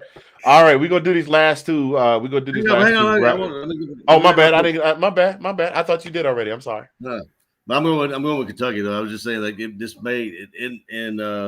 have a feeling that the passing game may come out in this game. I mean, I know they love to run the rock and that kind of stuff Kentucky does, but I think the passing game may come out in Robinson. He's got a good bit of yards and good bit of receptions. So I don't know. I'm saying Kentucky 28-24. Okay. All right. Well, these next couple we're going to run through pretty rapid fire style here. Not that we're in any particular rush, but we need to go ahead and get these right because I got a good question in the comment section I want to get to, which ties into this. So the Sugar Bowl, number 7 Baylor versus number 8 Ole Miss. Like I said, Baylor, the best team in the Big 12 this year. And I say that only because they beat Oklahoma and they beat Oklahoma State.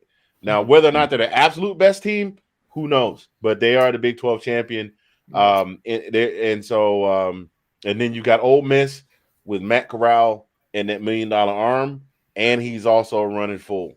So I will say I'll go ahead and give my 2 cents and I'll pass it to you guys.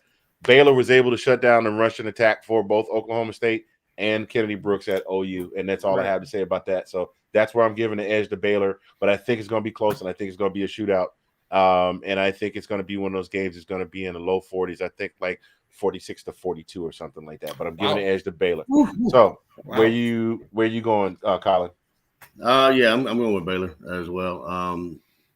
Let's go. I mean, it may be a little bit closer than what you're saying. Maybe, a little bit lower scoring. I would say 35-32.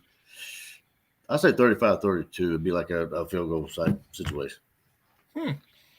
All right, Sean, what you got, sir? Yeah, no, I think this game hinges on 2 points. Number one, I think it's going to be how hurt or how healthy is Matt Corral, and if he is healthy, I think the offensive Ole Miss versus the defensive Baylor is going to play a huge factor, and whoever wins that's going to win. I personally, I got to go with Ole Miss. I'm saying 27-24. In this, I like Baylor, but I think Ole Miss and Corral are going to find a way to get it done. Only reason I'm going to disagree with you on that is because if you remember when Ole Miss and Arkansas played each other, that was a shootout. They scored, what was it, 100 and something, 125 points? Neither team played any defense. So, I won't say they didn't play any defense. It's just the past defenses were not able to stop one another. And I'm not saying that Baylor has that stout of passing offense, but Ole Miss has already proven that the reason that they're winning these games is because Matt Corral is just able to put up that many points. So, if they can keep Matt Corral contained, because he also is their leading rusher, I believe. If they can keep him contained and limit him to just using his arm, which I think they can do, that's where I give the edge. So let's see. Moving on to the next one, the Texas Bowl, last but not least. This is K-State versus LSU. And honestly, I don't know which way to go with this, because K-State is K-State and LSU was Dr. Jekyll, Mr. Hyde. And I think Max Johnson is in the transfer portal. I believe he's already gone. So that's the only edge I'd give it to K-State, just because of that edge. That's it. That's all I got. And I think Coach Kelly's coaching. He may be able to find a way to rally the troops, but he's going to have to drop the accent. So coming to you first, Sean, what do you got?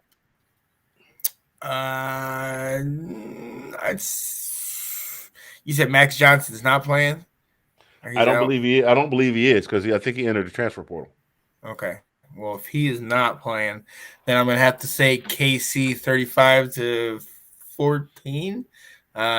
Because I don't know who's going to come in after Mac Johnson.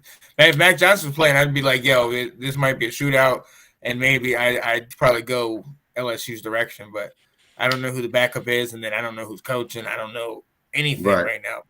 So, I can't expect that they're going to be ready for this game. Maybe they will. Maybe they'll shock me. Hopefully they do, but I don't know. I mean, you'd like to think for them they would like, or they have the attitude they want to finish the season strong or whatever, but having those kind of things under the, I mean, like coaching and their quarterback leaving, I'm going K-State as well. I mean, it's big by 3.5. So I mean, it'll be a low scoring game in my opinion, 28-24 maybe. Yeah, this one is definitely not going to be a shootout of any kind, unless Max is staying for the bowl game, in which case then we may have to revisit that. But that's what we've got. That's what we got. That's the slate of bowl games, SEC bowl games coming up this week. We did have some cancellations and things like that due to COVID, which brings us to Nate's question. And now that I know how to do this and not block people's faces, Nate's question is, do you think the bowl game cancellations will hurt in the long term? And to answer your question, Nate, I'll go first. I don't think it hurt. I don't think it'll hurt the bowl games, because the bowl games will figure out a way to make their money. I think the folks that organize these are probably going to take a hit, especially the ones that had to be canceled. Oh, trust and believe, they're going to take a hit. But I also know one thing: if they're smart business, they've got business insurance on it. So I don't think they're going to take a complete and total loss on these bowl games. I think they're going to lose a little bit, but they're not going to lose every penny they put into it. Long term, I don't know. I think the only reason that they're canceling this year just has to do more so with COVID than with transfers of graduated players. Yeah, because basically everybody that is canceled so far has said, we got X number of players hurt. We could still field the team, but now we got X number of players hurt, and we got these guys that have COVID, and that's going to leave us short. Right. So I don't think that's going to be a long-term hurt. Now, as far as he's got some other things, he said he thinks there needs to be some changes for next season, like a deadline on the transfer portal, finding a replacement for a bowl game for a team that can't play. Anybody else got any thoughts on this? Because I want to jump in on this if y'all don't. Well, I was going to bring up. Yeah, I was going to bring up about the the bowl cancellations and that kind of stuff. The only thing, I mean, I kind of agree with Nate. I mean, there has to be something, but I mean, it's going to take a little while to kind of build up something because we haven't had COVID, this kind of situation happen, to have to deal with this kind of stuff. But my only thing is the new rules with the the bowl. If you can't field a team, you forfeit, right? I mean, like what happens with say a Georgia and Georgia playing Michigan and the top four. Top four teams. I mean, if Alabama was not be able to field a team, I mean, they forfeit against Cincinnati. I mean, like, how does that affect? I guess everything. I mean, I don't know how it would affect the players, the teams, the money, which is the big thing, the sponsors and that kind of stuff. I don't know. First time I've ever heard of something like this. There's no gray areas. Like you forfeit, you're done. And it goes to the next team. Yeah, and this is. Well, I think we should take a page out of the NCAA college basketball and the March Madness. I think certain teams, and look, COVID is a unique problem. Let's be very clear on that. That's not something that's going to be around. That's why I don't think this is going to affect it long term. But I do think that there should be, and we talked about this before the show, Anthony. I think there should be kind of like you have like the 64 teams, and you have like 2 or 3 extra teams that are on the out waiting that maybe just in case somebody else can't play that I can get in there. I think you should have a couple teams, especially in this type of situation, this type of scenario, which we know that there more often than not, there's going to be a situation where a team is going to be affected by COVID, and God forbid they have to, the whole team has to sit out because for whatever reason. So then there should be teams because there's already a list of who's in and who's out in the bowls. So then you go back to who are those guys that were on the bubble. And yes, you might get into some teams that are 5 and 7, unfortunately, but you get into those guys and you keep moving that way, or you just tell the other team, hey, look, they can't play. So sorry. It's going to stink. But again, this is a unique year with unique problems. So I don't think it's going to be the same going forward. Yeah. I agree. And I would throw Rich in there. You think any of this will be alleviated by an 8 or a 16 team playoff or what have you like that? I mean, how would it be the next team up type of situation? I mean, having somebody say on standby, if a team can't play, how would that be? I mean, would that work or no? In your opinion? We'll see that, and that's what I think they're going to actually bring in the other team. That's when I think they're going to have teams on deck. If they have the 12-16 team playoff, then you have teams on deck like, okay, if this team can't go, forget who would be next. And then I think that's how they would play it. But again, we'll cross that bridge when we come to it because this is uncharted waters. Yeah, right, definitely. Yeah. Now, to answer this particular aspect that you're talking about here, Nate, I think that just because of the fact that this is the first time we've ever experienced something like this. I mean, even with COVID being what it was last year, I don't think we had any bowl cancellations. I think all the games that were scheduled, all the postseason games were played. They had the national championship, even though Ohio State kind of skateboarded their way in backwards because they played 7 games, but that's a different story for a different time. I'm going to talk about that. It's hard the reason it's so hard to find replacements now is that the teams that were not assigned games, which kind of dovetails into what Sean said. Those guys are like, okay, guys, season's over, great season, go home, enjoy your families, go home, enjoy winter break, blah, blah, blah. And those guys have been sitting at home for a week or 2 with no practice and nothing. And they've been around their families who may or may not be positive or whatever. And now because somebody drops out 3 days before a game, that 3 days is not enough turnaround time to call up the alert roster, get everybody back on campus, get everybody tested, get everybody proven negative, and run through practice and drills. I just think it was something that, I do think I see where you're going with that is that they need to come up with a contingency plan for that. We kind of addressed the thing about the bowl games and not having this many bowl games. Those aren't going away because as long as somebody's willing to because aren't all the bowl games on ESPN? I'm starting to know it looks that way until they get like and some of the other adjoining channels. Yeah. Now, all the games I'm looking at through for the rest of this week are all on ESPN, except for the Sun Bowl is on CBS. The adjoining channels. Come January 1st, you got ABC gets in there, it gets a little love, but it's I an would say they ABC, need to an revisit the names of ABC, the bowls. and Revisit the ABC, names of the- yeah, and ABC and ESPN are in bed together. You know, that's the whole Disney family of networks. So, but as long as somebody's willing to go, hey, we'll give your network $25 million for a 30-second to run our 30-second ad 4 times during your 3.5-hour broadcast. ESPN is not saying no. I ran across the stat last year. I ran across the stat from last year when everything was threatening to go bye-bye because of COVID. ESPN stood to lose almost $800 million in revenue. Wow. And that was just ESPN. Mm-hmm. Like as a whole, all of the networks that were tied in together threatened were potentially facing losing 1.2 billion with a B. Yes, ladies and gentlemen, with a B, $1.2 billion. That means that ESPN stood to lose the lion's share. And then, of course, we know football is king. And the revenue from football, case in point, Alabama brought in about $140 million to their athletic program last year by themselves. All of that money feeds all the other athletic programs. So if you don't take that money, then what do you do next year? Then you're caught. So next year, they don't take the money this year. Next year, you can't offer as many scholarships. Next year, you have to cut some funding from another program, which will more than likely be one of the lower tier programs because, you know, Nick's got to get his money. And hell, LSU just promised Brian Kelly they were going to pay him $10 million a year. So he's getting his money's in a contract.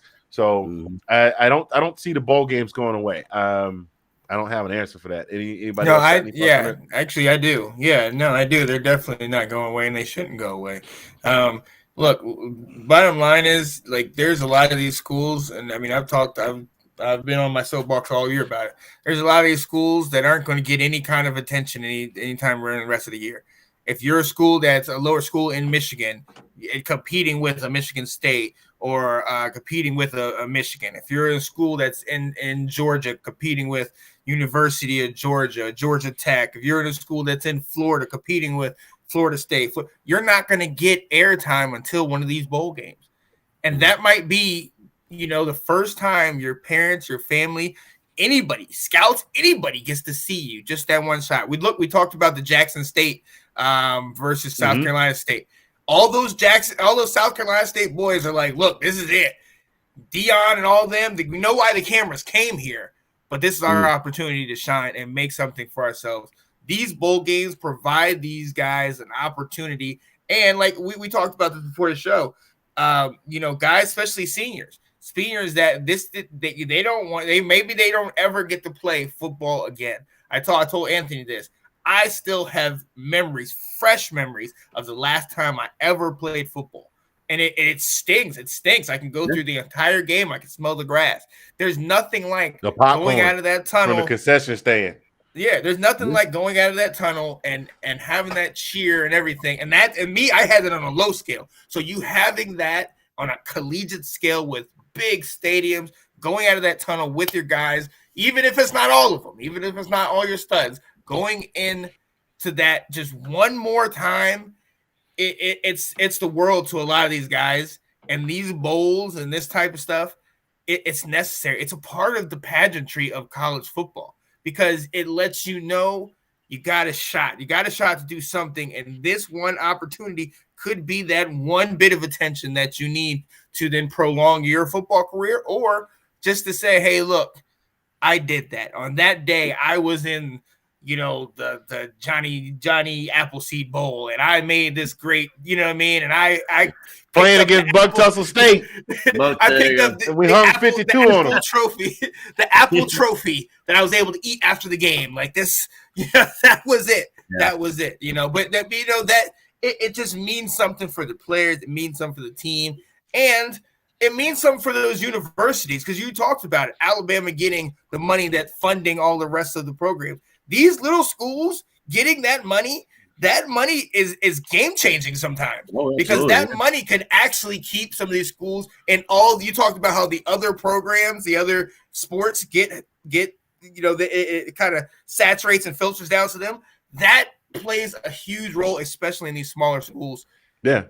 I love to talk about. I love to show my Tigers of Savannah State a lot of love. They have one of the premier women's basketball teams in the country. They're not on the same level with like UConn and the Tennessees during the Pat Summitt years, but they're one of the premier programs in women's basketball in the NCAA. Like, they have earned a tournament berth, I think 3 out of the last 6 years or something like that. Wow. But the money from that is generated by the football program, which most of which comes from the boosters. A couple of years ago, Tia and Tamara, their brother, was playing football there, and the boosters dumped a whole bunch of money into the program that year because they had Taj Mowry there, and I think it was Oklahoma State came to town and paid him some ungodly sum of money to run up to hang 70 points on him or whatever. That money paid for a whole bunch of Savannah State got a whole new arena for the basketball team. Yep. That kind of stuff.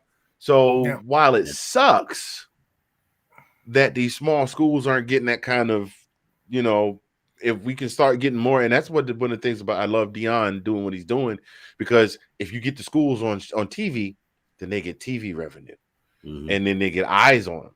Now, if somebody wants a player, they will go get a player, but the TV revenue.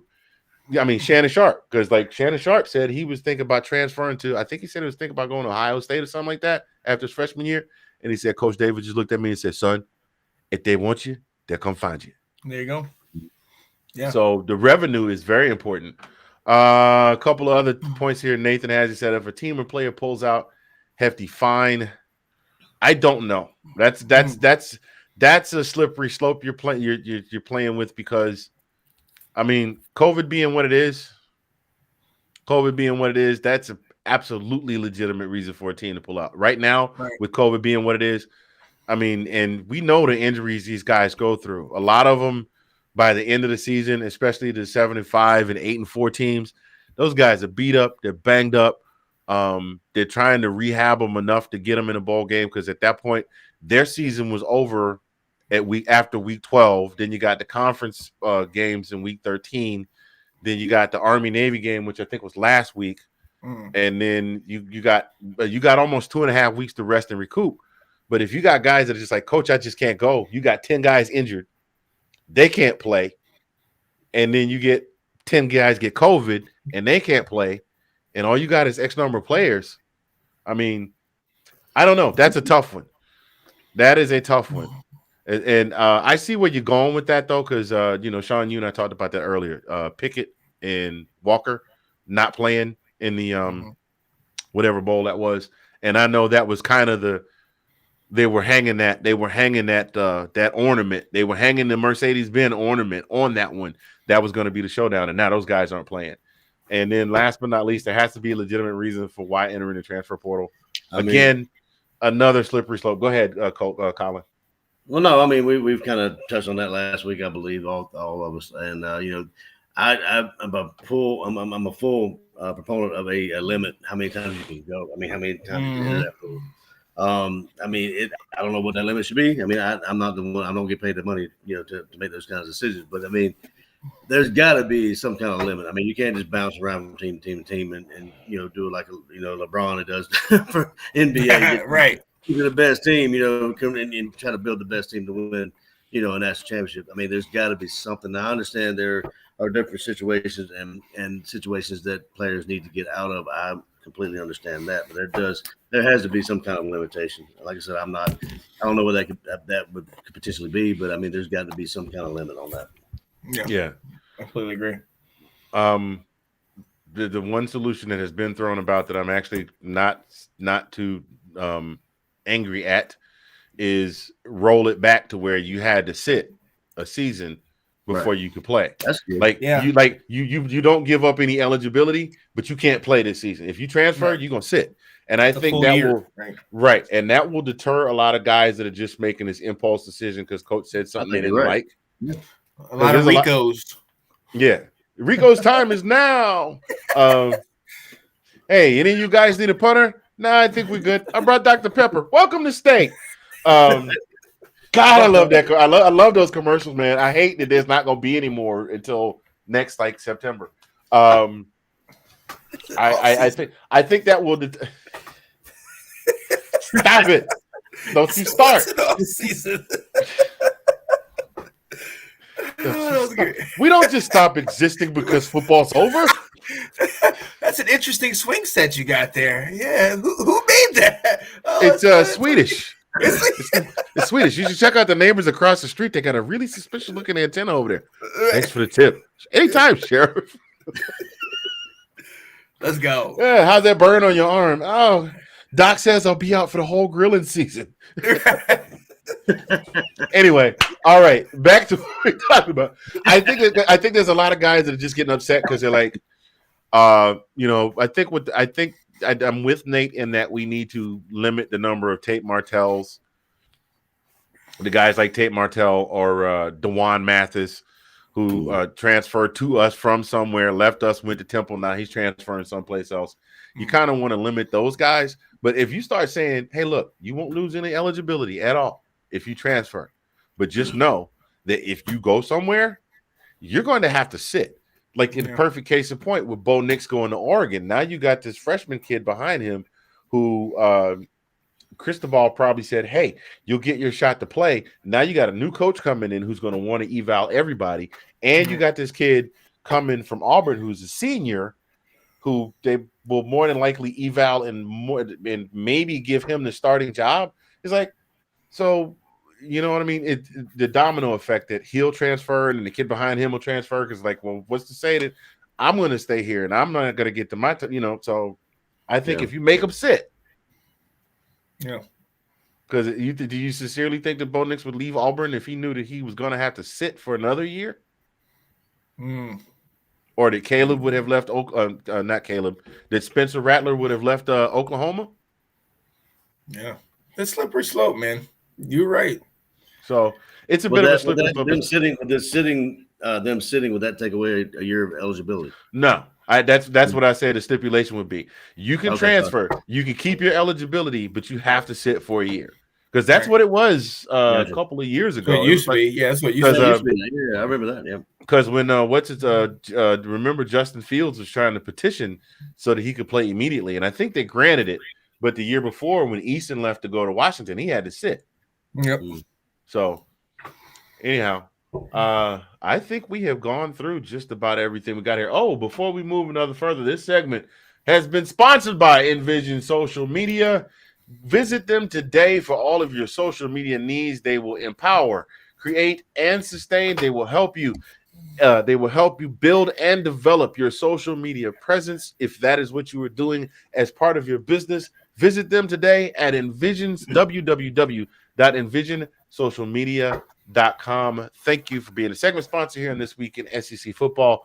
Gentlemen, it's been one crazy weekend. It's been a holiday weekend. We had games that were supposed to be played that weren't played, and games that were played that some of us wish were not played, and some games that got played and we were surprised how the ending went. I'm still surprised. Like I'm expecting to wake up and it's going to still be Sunday afternoon and I'm on the couch with a chip with some cheese running down my hoodie, and young Hiku misses the field goal. The Falcons lose. And the Detroit Lions win their fourth game of the season. Like, I'm shocked. Yep. Still on playoff hunt. You guys are ahead of us. It's like Eddie Murphy. It's like Eddie Murphy said back in the day. Harold Washington is sitting in his office right now, going, "I really won." I can't say the rest, but you know what he's saying. But you know. So it's been a crazy week. Actually, I take that back. Are we doing the thing on Friday? Because we had some questions about whether or not we were going to do the pregame show, and I wanted to get that out now before that day. Yeah, well, we could do that. Yeah, we are doing it. That's, Colin, you look like we. Well, no, I was just trying to think I had my son. He's like, man. He's like, I was planning on pre-gaming. My son's going to be here, so I mean, I got to lay down the law with him and say, "Hey, look here. I'm gonna set you up in your bedroom and we, leave that alone for a minute." Okay. So I misspoke earlier. This is not our last show of 2021. Our last show will take place this coming Friday. We're going to come on. We're going to give a little preview of what we think is going to happen in the CFP. And then we're going to log off and we're going to enjoy the games. And hopefully when we reconvene in 2021, 2/3 of us will be very exceptionally happy that our team has won. Yeah. And Sean will be happy. Sean will be happy that his Tar Heels have pulled it off. Because Dag, where you did like you took that butt whipping early. He's like, okay, I got to get all this stuff off. Whoo, Tar Heel blue. Oh, let's go. Got to go to a winner. Got to go to a winner. We won the Natty like 2 or 3 years ago. So I can attach myself to a winner. That's the only way I'm able to deal with Washington. I firmly believe that I have no problem with you dying on your sword and being on your team, but you have to have another team. You have to have a team that's a winner because you have to taste some kind of joy. I don't understand those people that are like Bears fans and then crappy fans in the baseball and crappy fans. Like I couldn't do that. I need a winner. I got North Carolina. That's my winner.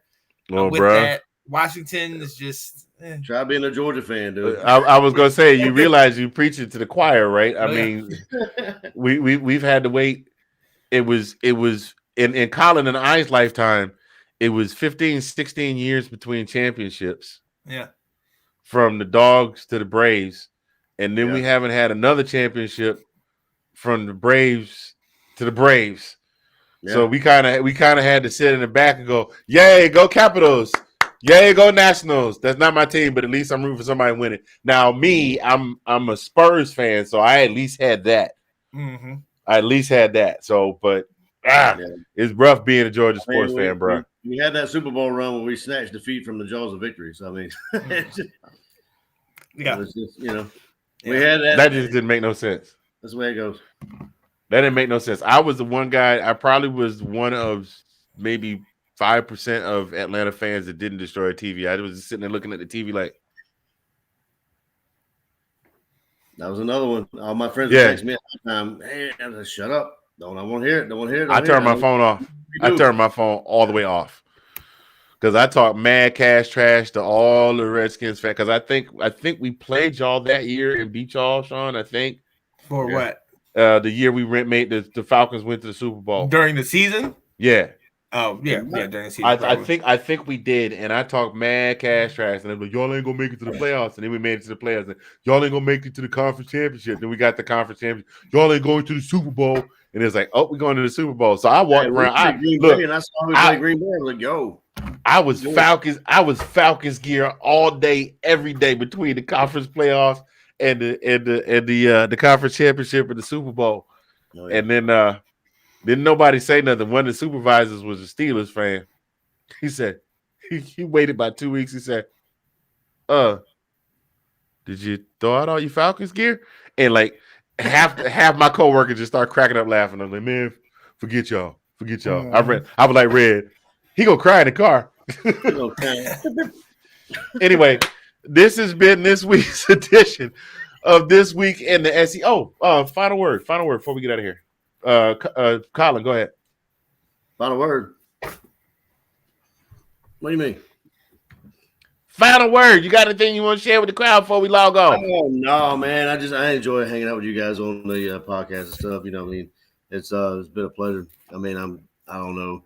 I'm kind of glad not glad, but I'm kind of sad to see the season come to an end. You know what I mean? It's been a very interesting season. I mean, teams have come out of nowhere, and teams have lost and should have lost. And I'm happy that we're in the final. We're in the playoffs, and Georgia is, and it's just it's been a pleasure. I mean, honestly, I'm glad we got the next Friday, and then hopefully we can find something else to do after football's done. But I know Sean will be. So, hey, you know it. There's always gonna be college basketball, March Madness. That I'm doing that show. That's coming up. So yeah. Always feel free to join on with us on that stuff because I'm gonna keep going. You got a last word for us, Mr. Spencer? No, I echo his sentiment. I echo your sentiments, Colin. Man, this is bittersweet. It's tough covering college football and football in general because you're always all year you're anticipating the end of the year because you want to see everything you've been talking about. Is it going to come to fruition? Is this team going to win out? Is this team not going to make it? You know, who's going to be the Cinderella? And then the closer you get to it, and then you get to these points when it's just like, well, that's it. It's just like Christmas. It's just, you know, I saw this cartoon with Garfield, and he said Christmas is like a big sneeze. It's a huge buildup. And then after that, all you're left with is just a mess. You know, you just got to sit there and clean it up. That's what it is. It's this huge buildup. We've been waiting for it. We've been talking about it, who we think is going to get this far. And now we get it. We see all these bowl games. And then it's like, but you can't help but think, man, after the Final Four, after the New Year's Six, after the Natty, we got to wait till next year. That's when you have to start. Then you go, okay, pro football. Let's ride out the end of the pro football season, and then it's playoff time, and then it's the Super Bowl, and then now you got to wait for the combine. You know, so basically, it won't be that long a wait. We'll blink, and it'll pretty much be time for the spring games. So we'll have some stuff to talk about pretty soon. Oh yeah. You know, my last word is 2021. We thought the 2020 was full of challenges, and we had no idea what was around the corner. Everybody was like, please let 2021 be a better year. It has not been in terms of COVID and things like that, but we still face some challenges. I know a lot of people are at the point where they're tired of being cooped up at home. They don't get to get out. Sean, you talked about it. You didn't get to see your family at Thanksgiving. Janae did not get to see family at Christmas because of COVID. It gets a little frustrating, and you know, you have to persevere. It sucks, but you know, you have to find some small reason, no matter how small it is, to get up and keep going every day. Now, we say this jokingly, talking about the scripture, but the race is not given to the swift, nor the battle to the strong, but to he that endureth. And you know, those of you that know the word of scripture, you know how it ends. So, and this has been a great outlet for me, gentlemen. This has, and I appreciate it. To echo your sentiment from earlier, Sean, about the whole "let's talk football" family, like. You and I were just kind of passing acquaintances from the karaoke scene, and now we talk to each other 3-4 times a week. And through you, I've met Delilah. You know, I met Delilah and her very unique laugh.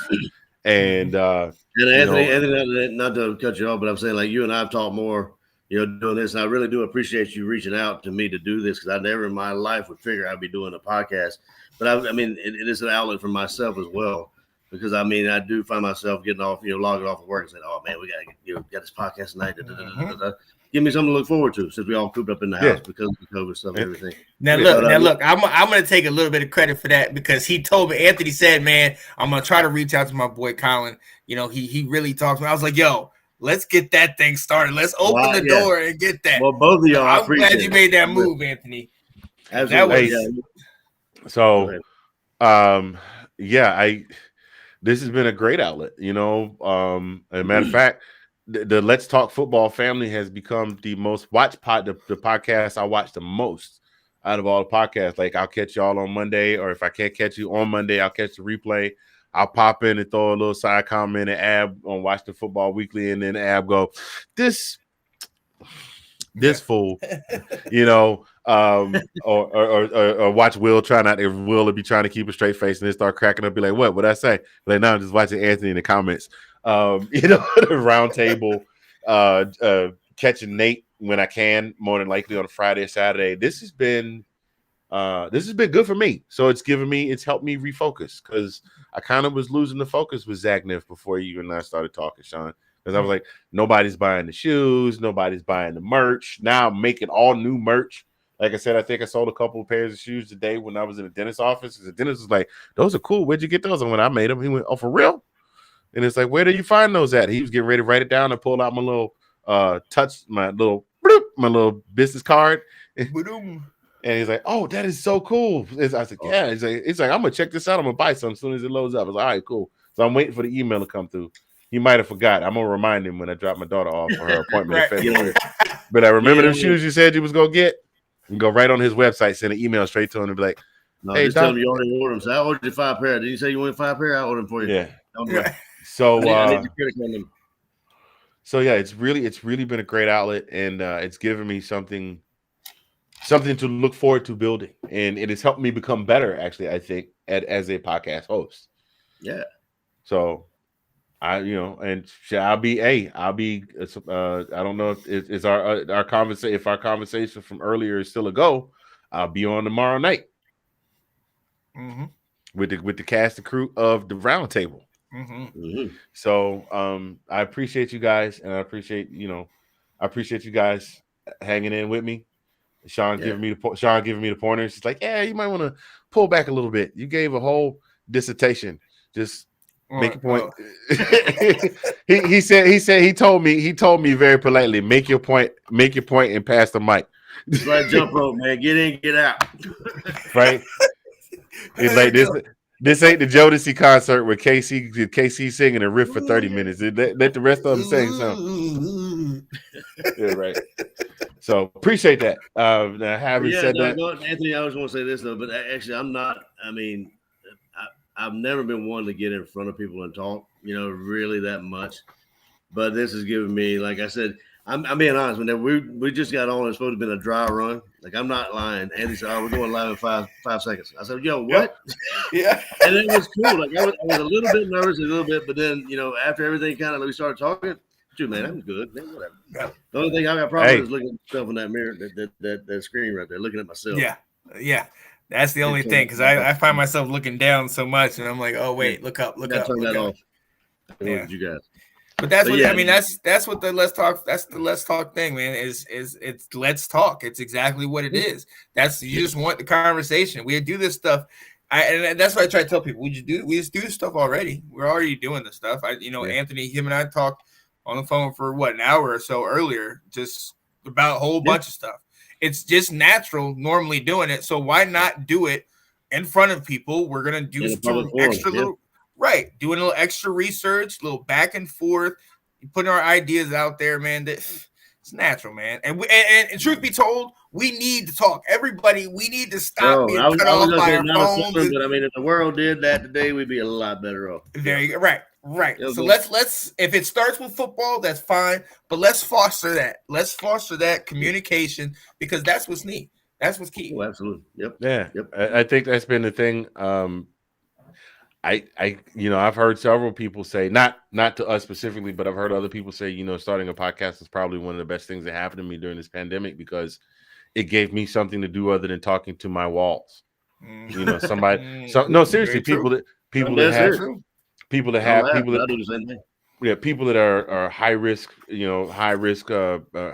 have really susceptible immune systems, that live by themselves, that work at home remotely and shop remotely. They get their groceries and their food and everything brought to them, and they don't want to go out unless they absolutely have to. And like, being on a podcast is just giving me something to connect to, and that, and so, yeah, I appreciate that 100% from you gentlemen as well. Yeah. So, as Pastor Handy would say, if all hearts and minds are clear, ladies and gentlemen, we want to thank you for joining us at the First Church of the SEC football this week in SEC football today. We didn't take a collection today because the Cash App is full. For the first time in ever, donations at an all-time high. Now, we know that might drop off because some of y'all bought Christmas presents, but we know that April 15th is coming. You got a reprieve like the student loan. You ain't got to pay us no tithe till April 15th, but we know when your W-2s come, we're going to start looking for you after April 15th. Otherwise, you'll find your swipe card to the church membership Zoom call will be shut off. Anyway, let me stop playing. Thank y'all so much for tuning in this week in SEC football. On behalf of myself, the brother from another Colin, and Mr. Shout Out King, Sean Spencer, we appreciate each and every one of you. Shouts out to those that came in and jumped in the comments tonight. Our boy Ab from Watching Football Weekly, Nate, Kenneth Brown, my man, Big Dog Mario Foster. We will see you on Friday. And until then, be good to yourselves and be good to each other. Holla. I think I just borrowed that from Jerry Springer. Anyway, we'll see y'all on Friday. Peace. Peace out.